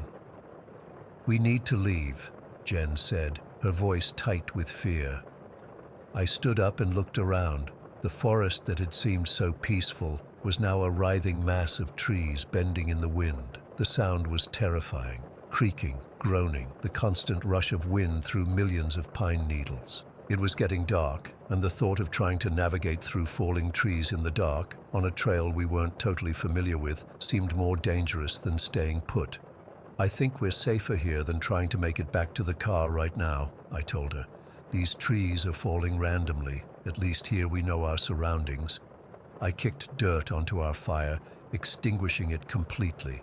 The last thing we needed was a wildfire on top of everything else. Then I grabbed our small camping hatchet and started clearing the area around our tent as much as possible. I wasn't sure it would help, but I needed to do something. The wind got worse as darkness fell. It wasn't just gusts anymore. It was a constant, powerful force that made the trees bend and sway like they were made of rubber. Every few minutes we'd hear another crack and crash as another tree gave way somewhere in the forest. We retreated to our tent around 9, though neither of us expected to sleep. The nylon walls offered zero protection from falling trees, and we both knew it. But at least inside, we couldn't see the trees bending and breaking. Sometimes not seeing the danger is a small mercy. I laid there holding Jen's hand, listening. I started counting the seconds between wind gusts, trying to predict when the next surge would hit. Every time we heard a crack, we'd both tense up, waiting for the crash, trying to judge how close it was. "What if a tree falls on us?" Jen whispered at one point. I had no comforting answer. "The clearing is pretty wide," was all I could say. It wasn't much reassurance. Around midnight, a tree fell close enough that we felt the ground shake. Jen started crying quietly. I was terrified too, but trying not to show it. The wind wasn't dying down at all. If anything, it seemed to be getting stronger. I kept checking the time on my phone. 1 a.m., 2 a.m., 3 a.m. Each hour crawled by, marked by more falling trees and the constant, nerve-shredding sound of the wind. I don't think I blinked for more than a second at a time. I was so alert, so focused on every sound, that my head started to ache. 4 a.m. brought the closest call. There was a sharp crack that sounded like it was right on top of us. Jen screamed. I think I did too. We felt the ground shake as something massive hit the earth maybe 30 feet from our tent. If it had fallen in our direction instead. Neither of us spoke after that. We just lay there, hands clasped so tightly it hurt, waiting for dawn or death, whichever came first. The first hint of daylight came around 5:30. The wind was still strong, but it had lessened somewhat. As soon as it was light enough to see, we unzipped the tent and looked out.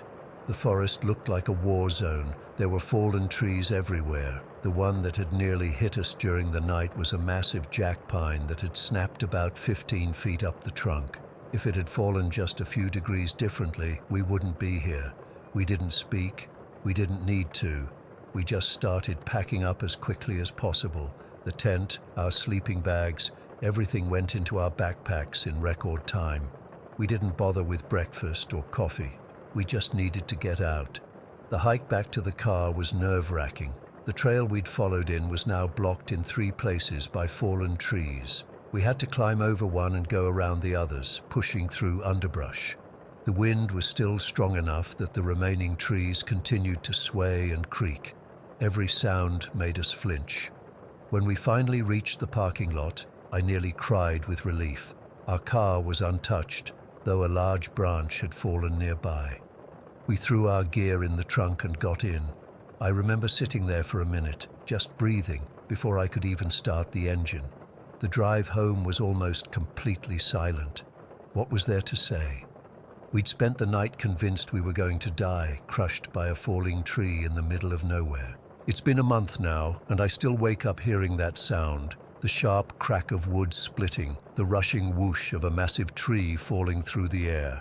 I check the weather forecast obsessively now before we go anywhere. Jen says she doesn't want to camp in forests anymore, just open fields. The thing that bothers me most is how quickly it all happened. One minute we were having this perfect, peaceful afternoon. The next, we were trapped in a nightmare. Nature reminded us how small and vulnerable we really are, how little control we have. I used to think I respected nature. Now I know I never truly understood its power until that night. Those jack pines that looked so beautiful in the afternoon sun turned into monsters in the wind. I'll never look at a forest the same way again. And the worst part? The weather report later said the winds that night only reached about 40 miles per hour, not even close to hurricane strength, just a strong wind event, just nature doing its thing, just enough to turn our peaceful getaway into the most terrifying night of our lives. Story 20. I still can't believe I'm finally writing this down. It's been years since I moved away from that place, but the memories haunt me every single day. I've tried talking to therapists about it, but they always give me that look, you know the one, like I'm making it up or exaggerating. But I know what I saw. I know what happened to me in that godforsaken Air Force base they converted into housing. I moved there in 2016 when I got accepted to the nearby college. The housing was dirt cheap because it was this old repurposed military installation. They'd converted the barracks and officer quarters into apartments for students and families. My place was in what used to be the officer housing, a 2-bedroom unit with a small kitchen, living room, and 1 bathroom. My older sister was supposed to move in with me, but she backed out at the last minute, so I ended up living alone. Looking back, I should have known something was wrong from the first night. I remember unpacking my stuff in the bedroom when I heard footsteps in the hallway. Heavy footsteps like military boots. I called out thinking it might be the maintenance guy, but when I checked, nobody was there. I brushed it off as the building settling or neighbors walking above me, but things got weirder. Fast. About a week after moving in, I was studying late at the kitchen table when I saw movement out of the corner of my eye. I looked up and saw a woman who looked exactly like my sister walking from the bathroom to the spare bedroom. I jumped up and ran after her, calling my sister's name, but when I reached the room, it was empty. Completely empty. The closet door was open, and there was nowhere else she could have gone. No windows were open. Nothing.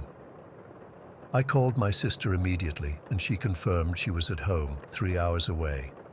I convinced myself I was just tired and seeing things. But then the shadow people started appearing. I'd be watching TV or cooking dinner and catch glimpses of dark figures moving along the walls. Not just one, multiple shadows moving in unison like they were patrolling or searching for something. They always stayed in my peripheral vision, disappearing when I tried to look directly at them. Objects would move when I wasn't looking.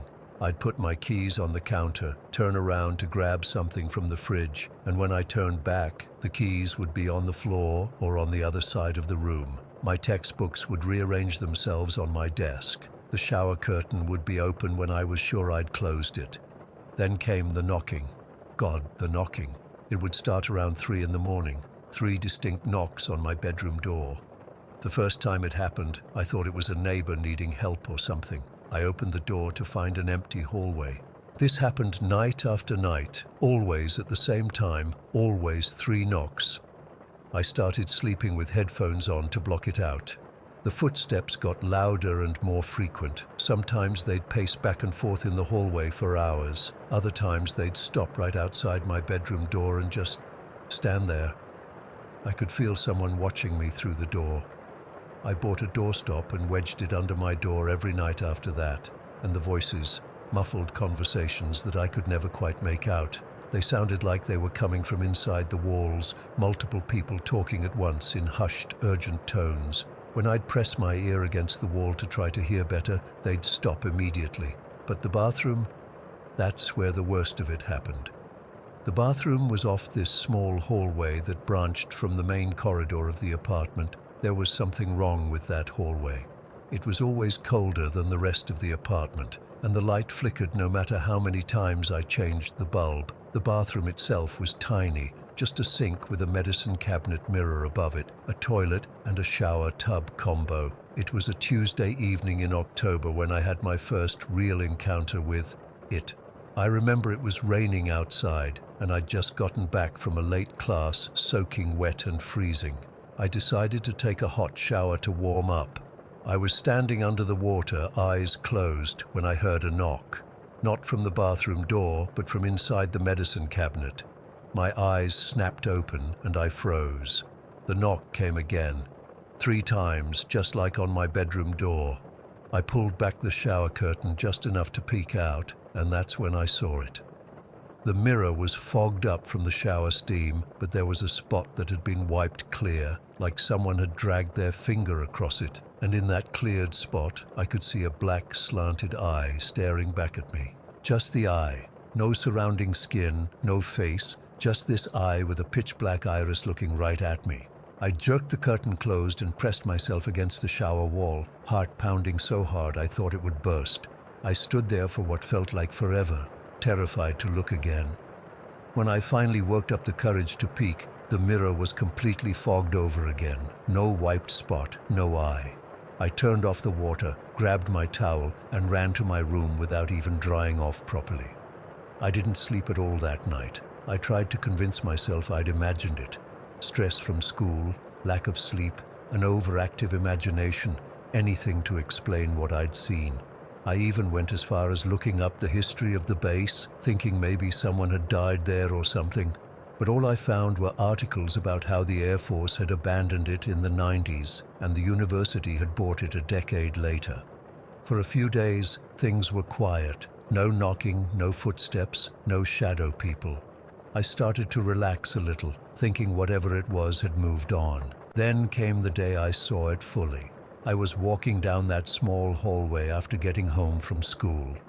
It was around 5 in the afternoon, still light outside, but that hallway was always dark, no matter what time of day it was. I heard a scuffling sound from behind me, and what sounded like voices speaking in a language I didn't recognize. Not whispering this time, but actual voices, unfamiliar and wrong somehow. I pressed myself against the wall, thinking irrationally that if I made myself small enough, whatever was there wouldn't notice me. That's when I caught something in my peripheral vision and turned my head slightly to look. Standing at the end of the hallway was, I don't even know how to describe it. It looked humanoid, but wrong. It had no skin, just exposed red muscle tissue and glistening sinew. Its eyes were black and slanted, like what I'd seen in the mirror, but set in a face of raw flesh. Its hands ended in long black claws, and it smelled like rotting meat. I froze. I couldn't move, couldn't scream, couldn't even breathe. It just stood there, staring at me, not moving except for the slight pulsing of the muscles visible on its body. We must have stayed like that for 10 seconds, but it felt like hours. Then it took a step toward me, and that broke my paralysis. I ran to my bedroom, slammed the door, and pushed my dresser in front of it. I could hear it following me, its movements making wet, slapping sounds on the floor. It knocked on my door 3 times, just like always, and then I heard it, laughing, a deep sound that somehow also pitched high, like multiple voices laughing at once. I stayed in my room for 2 days straight, only leaving when I absolutely had to use the bathroom, and even then, I ran there and back, never looking down the hallway. I tried to find another place to live, but my student budget and the middle of the semester timing made it impossible. I was stuck there. I started spending as much time as possible on campus or at friends' places, coming home only to sleep, and even then, I'd leave all the lights on and play music or TV shows on my laptop to drown out any sounds. The worst encounter happened about a month later. I'd managed to avoid any direct run-ins with the thing, though I still heard the knocking and footsteps almost every night. I'd taken to showering only during daylight hours, but on this particular day, I had a late lab and didn't get home until after 11 at night. I needed a shower badly. We'd been working with chemicals in the lab, and I could still smell them on my skin. I turned on every light in the apartment, put my phone on the bathroom counter playing music, and got in the shower, determined to be quick. I was halfway through washing my hair when the lights went out. Not just the bathroom light, all the lights in the apartment. Even my phone screen went dark, though the music kept playing, which made no sense. I stood there, shampoo in my hair, water running, in complete darkness. I felt something breathing on the back of my neck and shoulders. Hot, moist breath, then something brushing against my back, not a hand, but something rough and wet. I was too terrified to move or make a sound. Suddenly the lights came back on all at once. I quickly rinsed the shampoo out of my hair, grabbed my towel, and started drying my face. When I pulled the towel away from my eyes and looked in the mirror, I saw it standing behind me. The skinless thing, closer than ever before. It was smiling. At least I think it was smiling. Its mouth looked sewn shut, but the corners were turned up in what could only be described as glee. Its black eyes were fixed on mine in the reflection, and one of its clawed hands was raised, hovering near my neck. I don't remember how I got out of that bathroom. 1 second I was staring at it in the mirror, and the next I was in the hallway, running. Behind me, I heard that laugh again, that impossible sound of multiple voices laughing at once, and the bathroom door slamming shut. I grabbed my keys and my phone and left, spent the night in my car in the campus parking lot.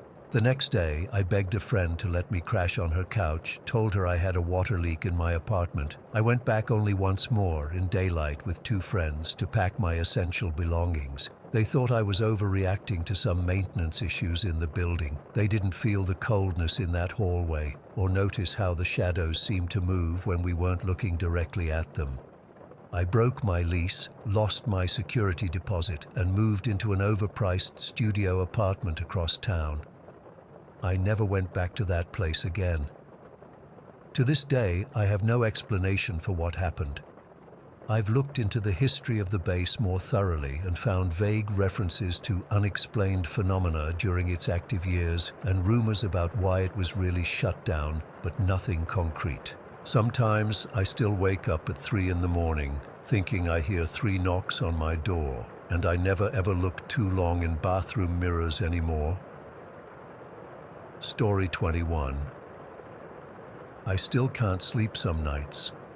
It's been 6 years since that day at the playground, but whenever I close my eyes, I can still see that thing. I don't know what else to call it. I've tried to rationalize it, tried to convince myself it was just my imagination, but I know what I saw, and now I know others have seen it too. I grew up in a quiet suburb just outside Manchester. Nothing special about the place. Just your typical neighborhood with rows of brick houses, corner shops, and a small playground at the bottom of a hill. That hill used to be part of an old railway line back in the 80s, before they converted it into a walking path. From the playground, you can see the entire path clearly. There's literally nowhere to hide up there except behind this one skinny tree that barely blocks anything. Me and my mates used to hang out at that playground nearly every day after school, just smoking, talking shit and killing time like teenagers do. Nothing ever happened there, nothing interesting anyway, until that day in October. It was getting dark early, around 6 in the evening, but there was still enough light to see clearly. Me, Tom, Darren, and Kyle were sitting on the swings. I was facing the hill while the others had their backs to it. We were just chatting about some party happening that weekend, nothing important. I remember looking down to light my cigarette. Must have taken me, 5 seconds? When I looked back up, that's when I saw it. There was this figure walking along the path on the hill, except walking isn't the right word. It was moving fast, like jogging speed, but the movement wasn't natural. It was too smooth, too deliberate. The first thing I noticed was how tall it was. Unnaturally tall, like 2 meters at least. And it was completely black. Not black as in a black person, but black like a silhouette with no features at all. Just a pitch black shape moving against the dimming sky. It was wearing what looked like a fedora hat and a long trench coat that went down to its knees, and it was carrying something, a briefcase or a bag of some kind. The whole thing was like a shadow cut out from reality. But the worst part, there was no sound, none. It was moving fast enough that I should have heard footsteps on the gravel path, but there was nothing, just this silent, gliding movement. I remember my cigarette falling from my mouth as I stared at it. The lads were still talking, but their voices seemed distant suddenly, like I was underwater. The figure kept moving along the path until it reached that skinny tree I mentioned. It passed behind it and it never came out the other side. I blinked, thinking I'd missed something, but no. The figure had completely vanished. If it had continued walking, I would have seen it emerge from behind that tree within a split second. The tree trunk is barely 30 centimeters wide. There's nowhere to go up there, no exits, no side paths, nothing, just an open walking path with grass on either side. "Did you see that?" I asked, my voice coming out all weird and tight. "See what?" Tom asked, turning around to look at the hill. I couldn't even explain properly. There was something up there. It just disappeared. They all turned to look, but there was nothing there now. "I'm going to check," I said, already standing up. Kyle laughed. "Check what? There's nothing up there, mate." But I was already walking toward the hill. My heart was pounding in my chest as I climbed up the side of the hill to the path. It took me maybe 2 minutes to reach the spot where I'd seen the figure disappear. There was nothing there, no footprints on the gravel, no sign anyone had passed by. I looked behind the tree, half expecting, I don't know what, but there was nothing. Just the empty path stretching in both directions. I stood there for a good 5 minutes, trying to make sense of what I'd seen. It wasn't getting dark enough for my eyes to play tricks. I hadn't been drinking or taking anything. I was stone cold sober, and I knew what I'd seen. When I went back down to the playground, the lads were laughing. "Found your ghost then?" Darren asked, smirking. "It wasn't a ghost," I said, but I couldn't explain what it was instead. There was someone there, wearing a hat and coat, carrying something. They disappeared behind the tree. "Right," Tom said, nodding with fake seriousness. "The invisible man out for his evening stroll." They all laughed, and eventually I tried to laugh it off too. But inside I was shaken. I knew what I'd seen wasn't normal. People don't just vanish like that. After that day, I kept going back to the playground, hoping to see it again so I could prove I wasn't going mental. But nothing ever happened. The lads eventually forgot about it, and I stopped bringing it up because I was tired of the jokes, but I never forgot. A year later, I met Lucas at sixth form college.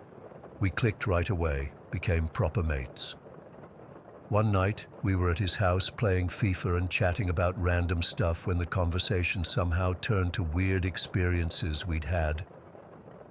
"I saw something once," I started hesitantly. "At the playground near my house, this really tall shadow person." Lucas's controller dropped to the floor. He was staring at me with this look I'd never seen on him before, pure fear. "Wearing a fedora and a trench coat," he finished for me.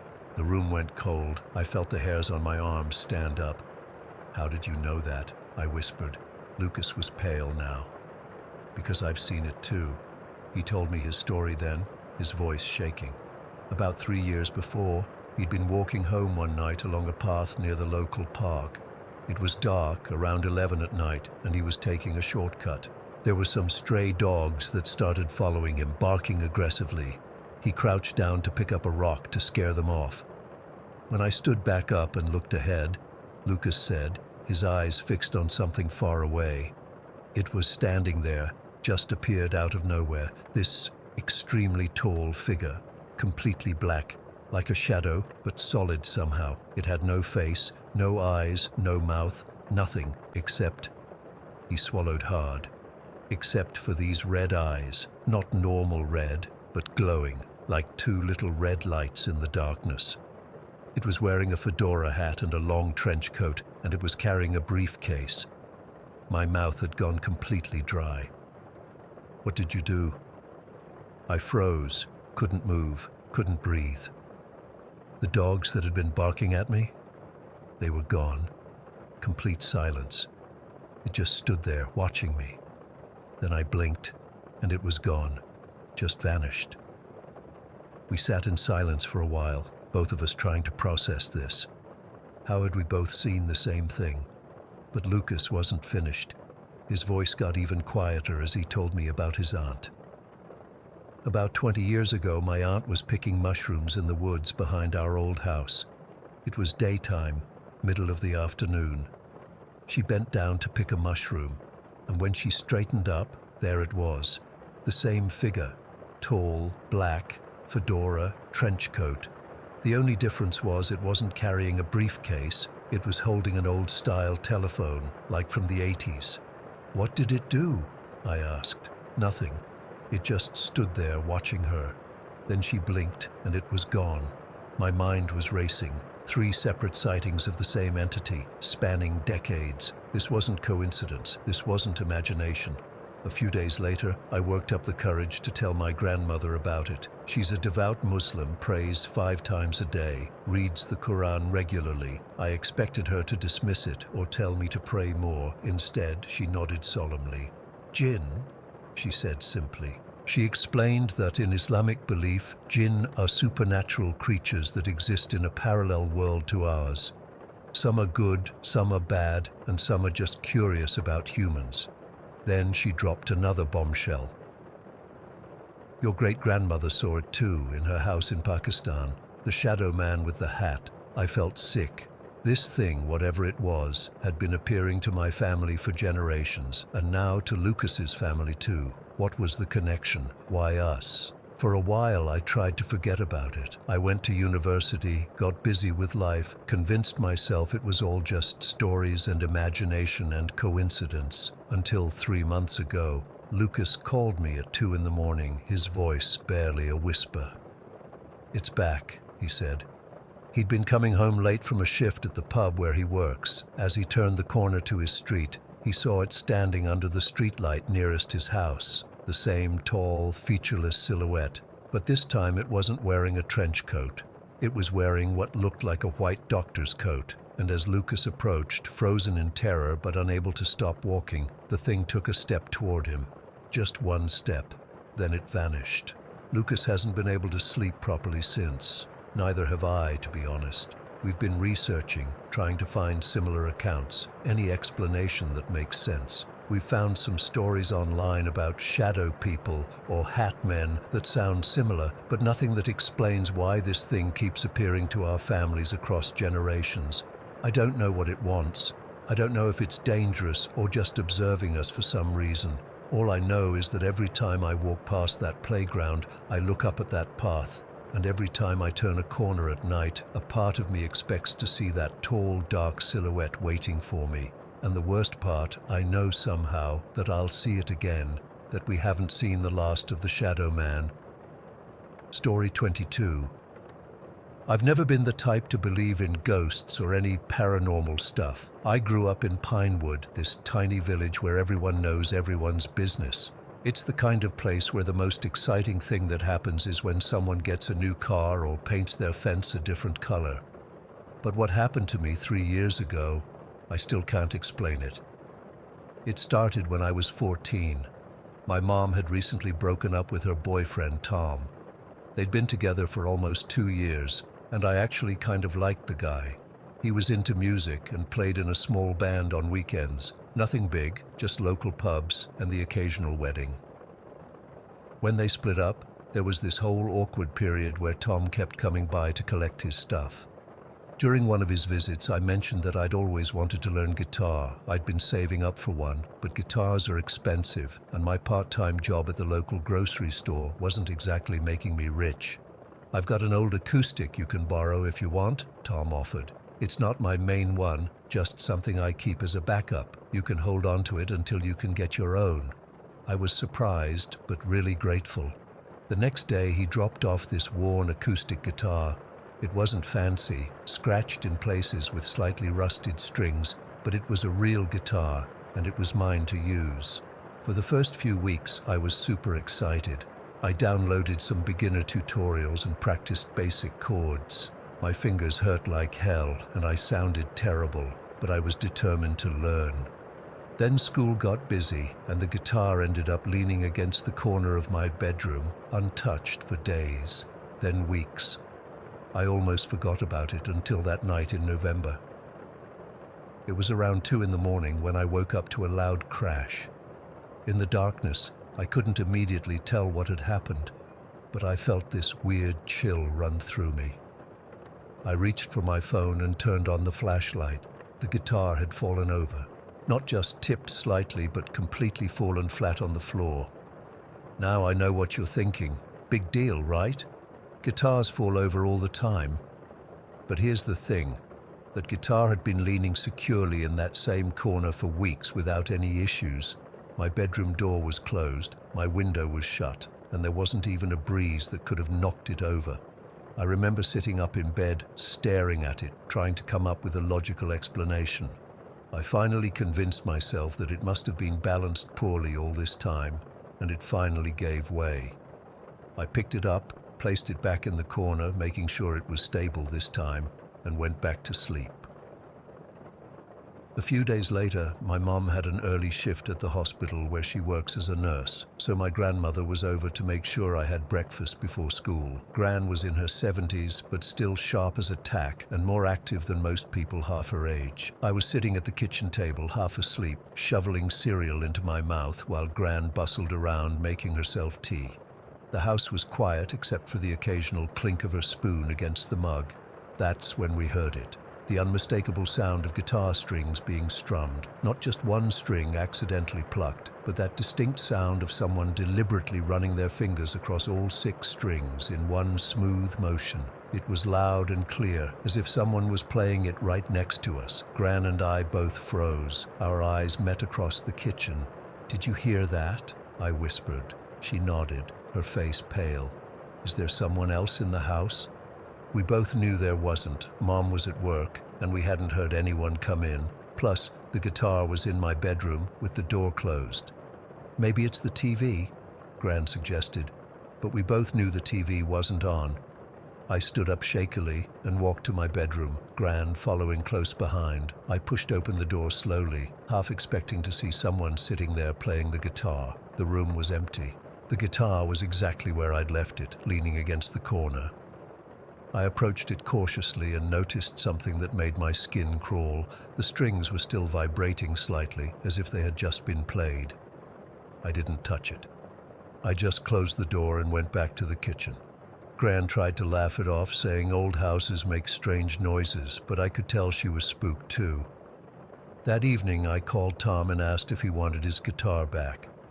I made up some excuse about losing interest in learning.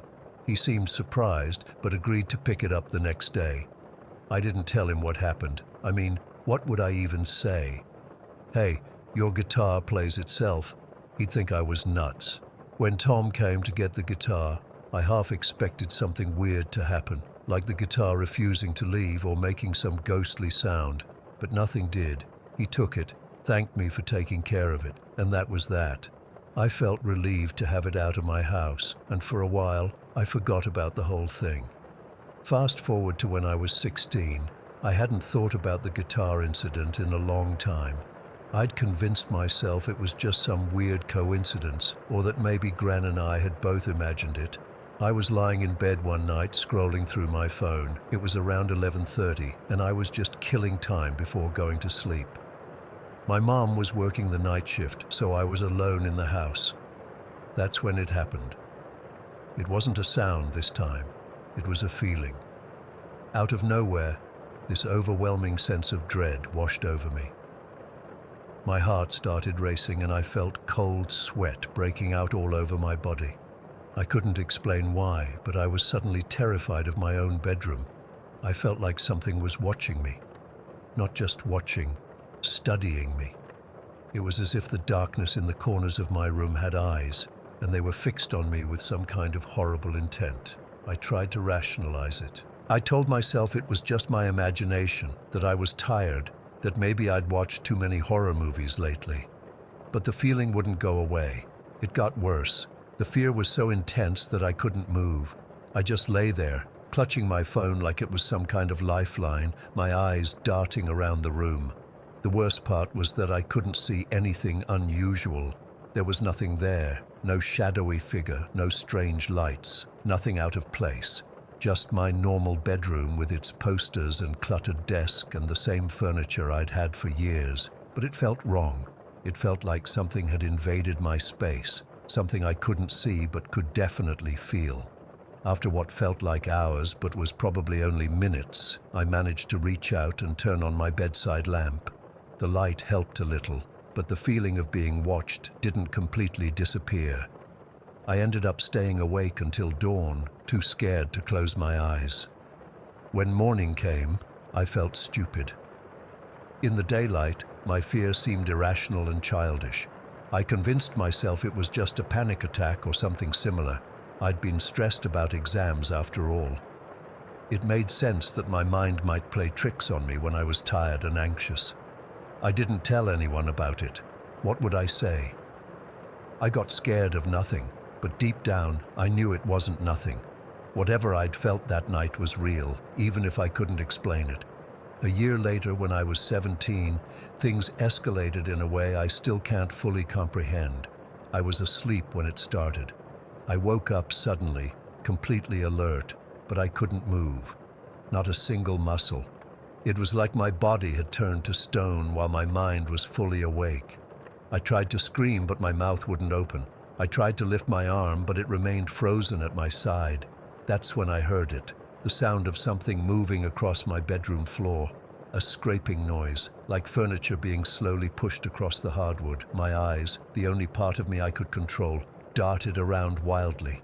My desk chair was sliding across the floor, seemingly on its own. It moved about 2 feet from my desk, then stopped. Next, my backpack, which had been sitting on the floor, slid a few inches to the left. I was completely paralyzed, unable to do anything but watch as objects in my room moved around as if pushed by invisible hands. My window blinds started rattling, despite there being no breeze. My bedroom door, which had been closed, slowly creaked open a few inches, and then shut again with a soft click. The whole episode lasted maybe 30 seconds, but it felt like an eternity. Then, as suddenly as it had begun, it stopped. I could move again. I sat up gasping, my heart pounding so hard I thought it might burst out of my chest. I turned on every light in my room and sat with my back against the wall until morning. I didn't sleep again that night. The next day, I researched what had happened to me. I learned about sleep paralysis and night terrors, how your mind can be awake while your body is still in sleep mode, unable to move. I read about how people often hallucinate during these episodes, seeing or hearing things that aren't really there. That explanation should have made me feel better, but it didn't. Because if what I experienced was just a hallucination, why did my furniture actually end up in different positions? The chair that I saw move was indeed several feet away from my desk in the morning. My backpack was not where I'd left it. I've had a few more episodes since then, though none as intense as that first one. Sometimes I just wake up paralyzed, feeling that same sense of dread. Other times I hear whispers or footsteps when I know I'm alone in the house. I've never told anyone the full story until now. My mom would worry too much, and my friends would either think I'm making it up for attention, or they'd freak out and treat me differently. I don't know if what happened to me was supernatural, or if I have some kind of undiagnosed condition that causes extremely vivid hallucinations. All I know is that ever since that guitar fell over in my room 3 years ago, things haven't been the same. I feel like something noticed me that night, and now it won't leave me alone. I still live in the same house in the same bedroom. I've thought about asking my mom if we could move, but how do I explain why without sounding crazy? And anyway, what if whatever this is follows me? Sometimes I wonder if I should try to contact Tom and ask about the guitar. Did he experience anything strange with it? Did he know something about it that he didn't tell me? But then I think, what good would that do? What's done is done. All I know is that I'm not the same person I was before all this started. I sleep with the lights on now. I'm always looking over my shoulder, always listening for unexplained sounds, and I still can't shake the feeling that I'm being watched.